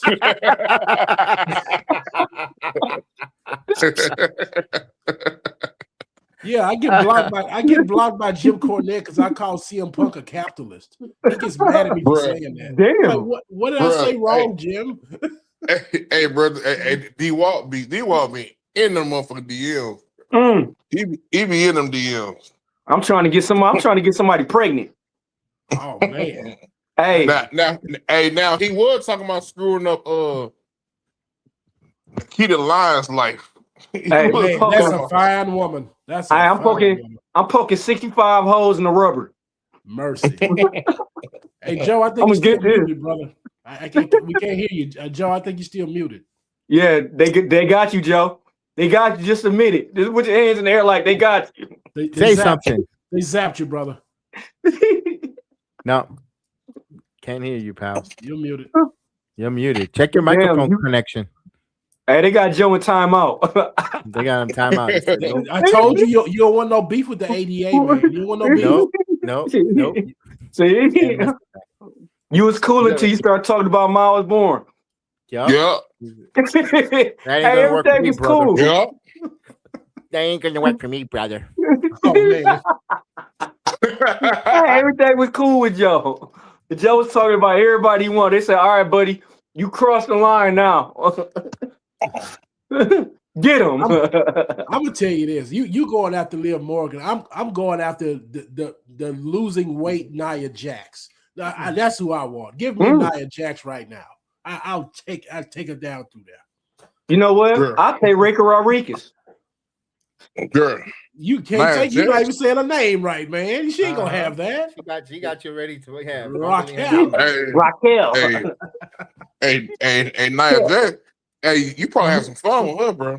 Man, what? Man, that's a freaky You probably thing. have You some fun saw with what her. she say on TV. You seen her how she talk on TV. Mhm. Remember she did that Yeah. leg drop and said my whole. Hey, Yeah. did y'all see you the have some fun with her. y'all see the video when she was trying to get under the ring and she had that thong on? See, everybody they're making fat jokes about Nia Jax. I'm like, y'all don't see the vision. She's up there losing all this weight. Y'all missing the vision. Y'all watching too much Logan Paul. The real vision is Nia Jax.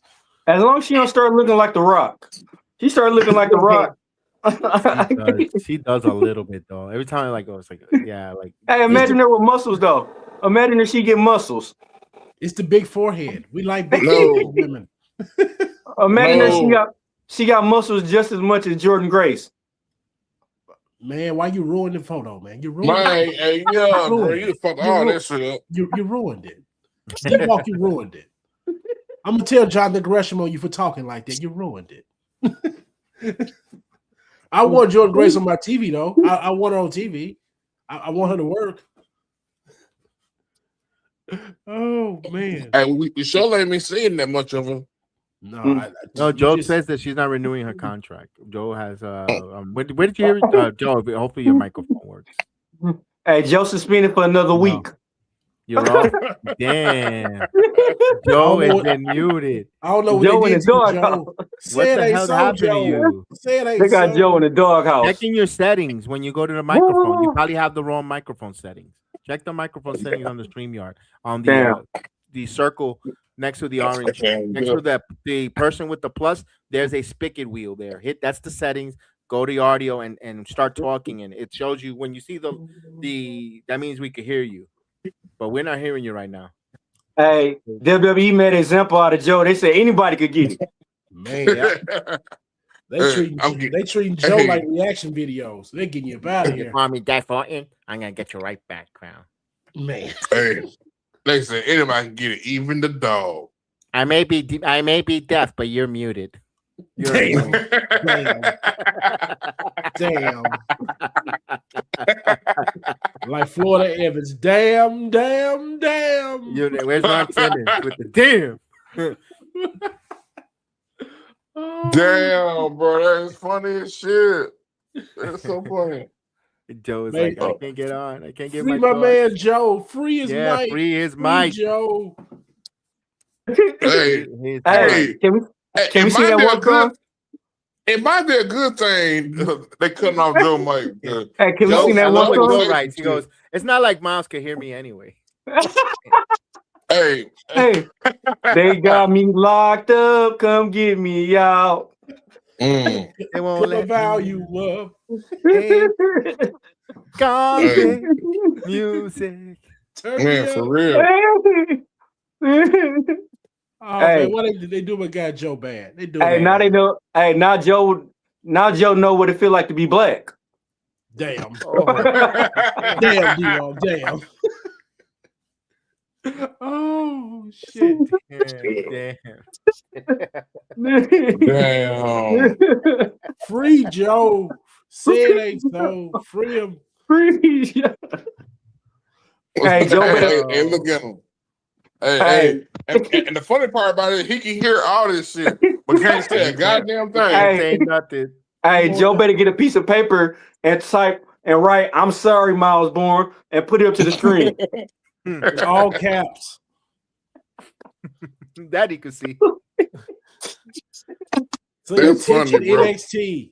We apologize to Miles Bourne. Look, Joe said no. Joe said like, Never break, Joe. Never break. Never break. Oh man. Joe- Oh man. All right. Anything else before we wrap up? Any other? Done. No, Man. hey, that's it, bro. That's We've it. been off the Joe rails just for like did an the- hour now. Hey, Joe just did the. No, he's done. So yeah, definitely, guys. This was a good collaboration. You know, I know Alex enjoy your time out on the States with the loved one, with your loved one. Thank you for allowing me to come jump in here and produce the show for you, Joe. For Alex being here with Joe and D-Walk and Kane again. And I love that Haas joined us here. We had a nice. This was a friendly Man. collaboration, and don't forget, please. Part of the Sports Jedi Media, always, but they're strong on their own as well. The PUWf podcast for unappreciative wrestling fans, the Evolve Effect, the NXT Time with D-Walk. Definitely appreciate us joining together, working together. Like and subscribe to all our different channels. We had Terrell earlier that came in. We had many more other that are part of the Evolve Effect. Follow each and every one. It's on the video description.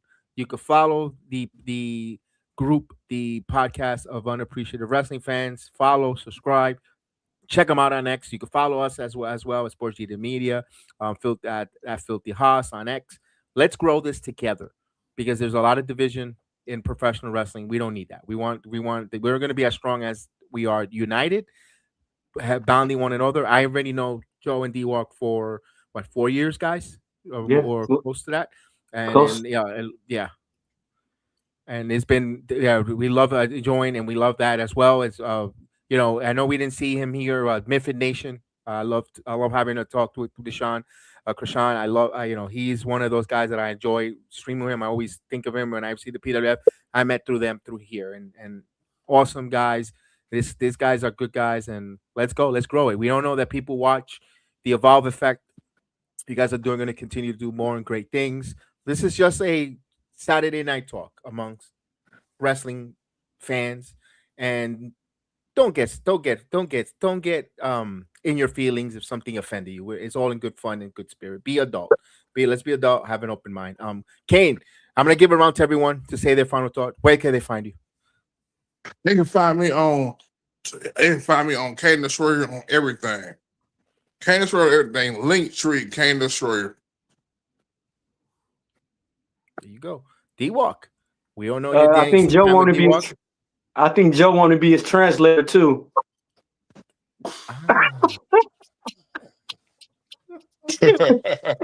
Linktree, my Linktree D-Walk 84, and Joe BNCO Linktree. There you go. Of course, Haas. Let us know where we can find you. All right, you can always find me on Wednesday at the Dynamite Bros.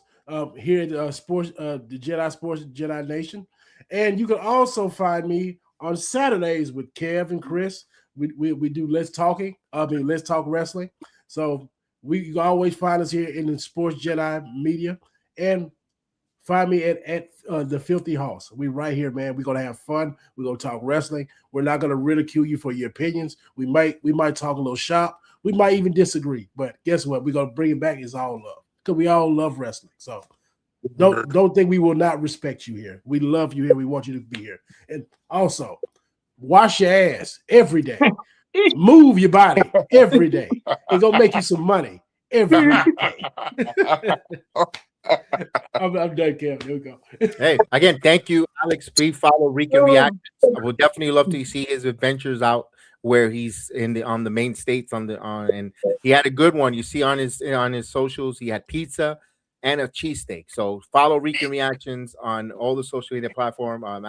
Alex Coquito, make sure you subscribe on all the different platforms. You know, he is the founder of the PUWF. Of course, I'm the founder of the Sports Jedi Network, but I know Alex since I started my very first stream. Alex was one of those in the chat. Wasn't a sports fan, but he was you know what he was? He was a supporter and still is. Where many have abandoned and not even see me and they look the other way. Alex has been there, even if we don't share the same genre or the same interest in sports, or Alex has been my guy. From talk about support, Alex has been one of those. That's why we have that mutual bond and that friendship and that respect. So thank you, Alex.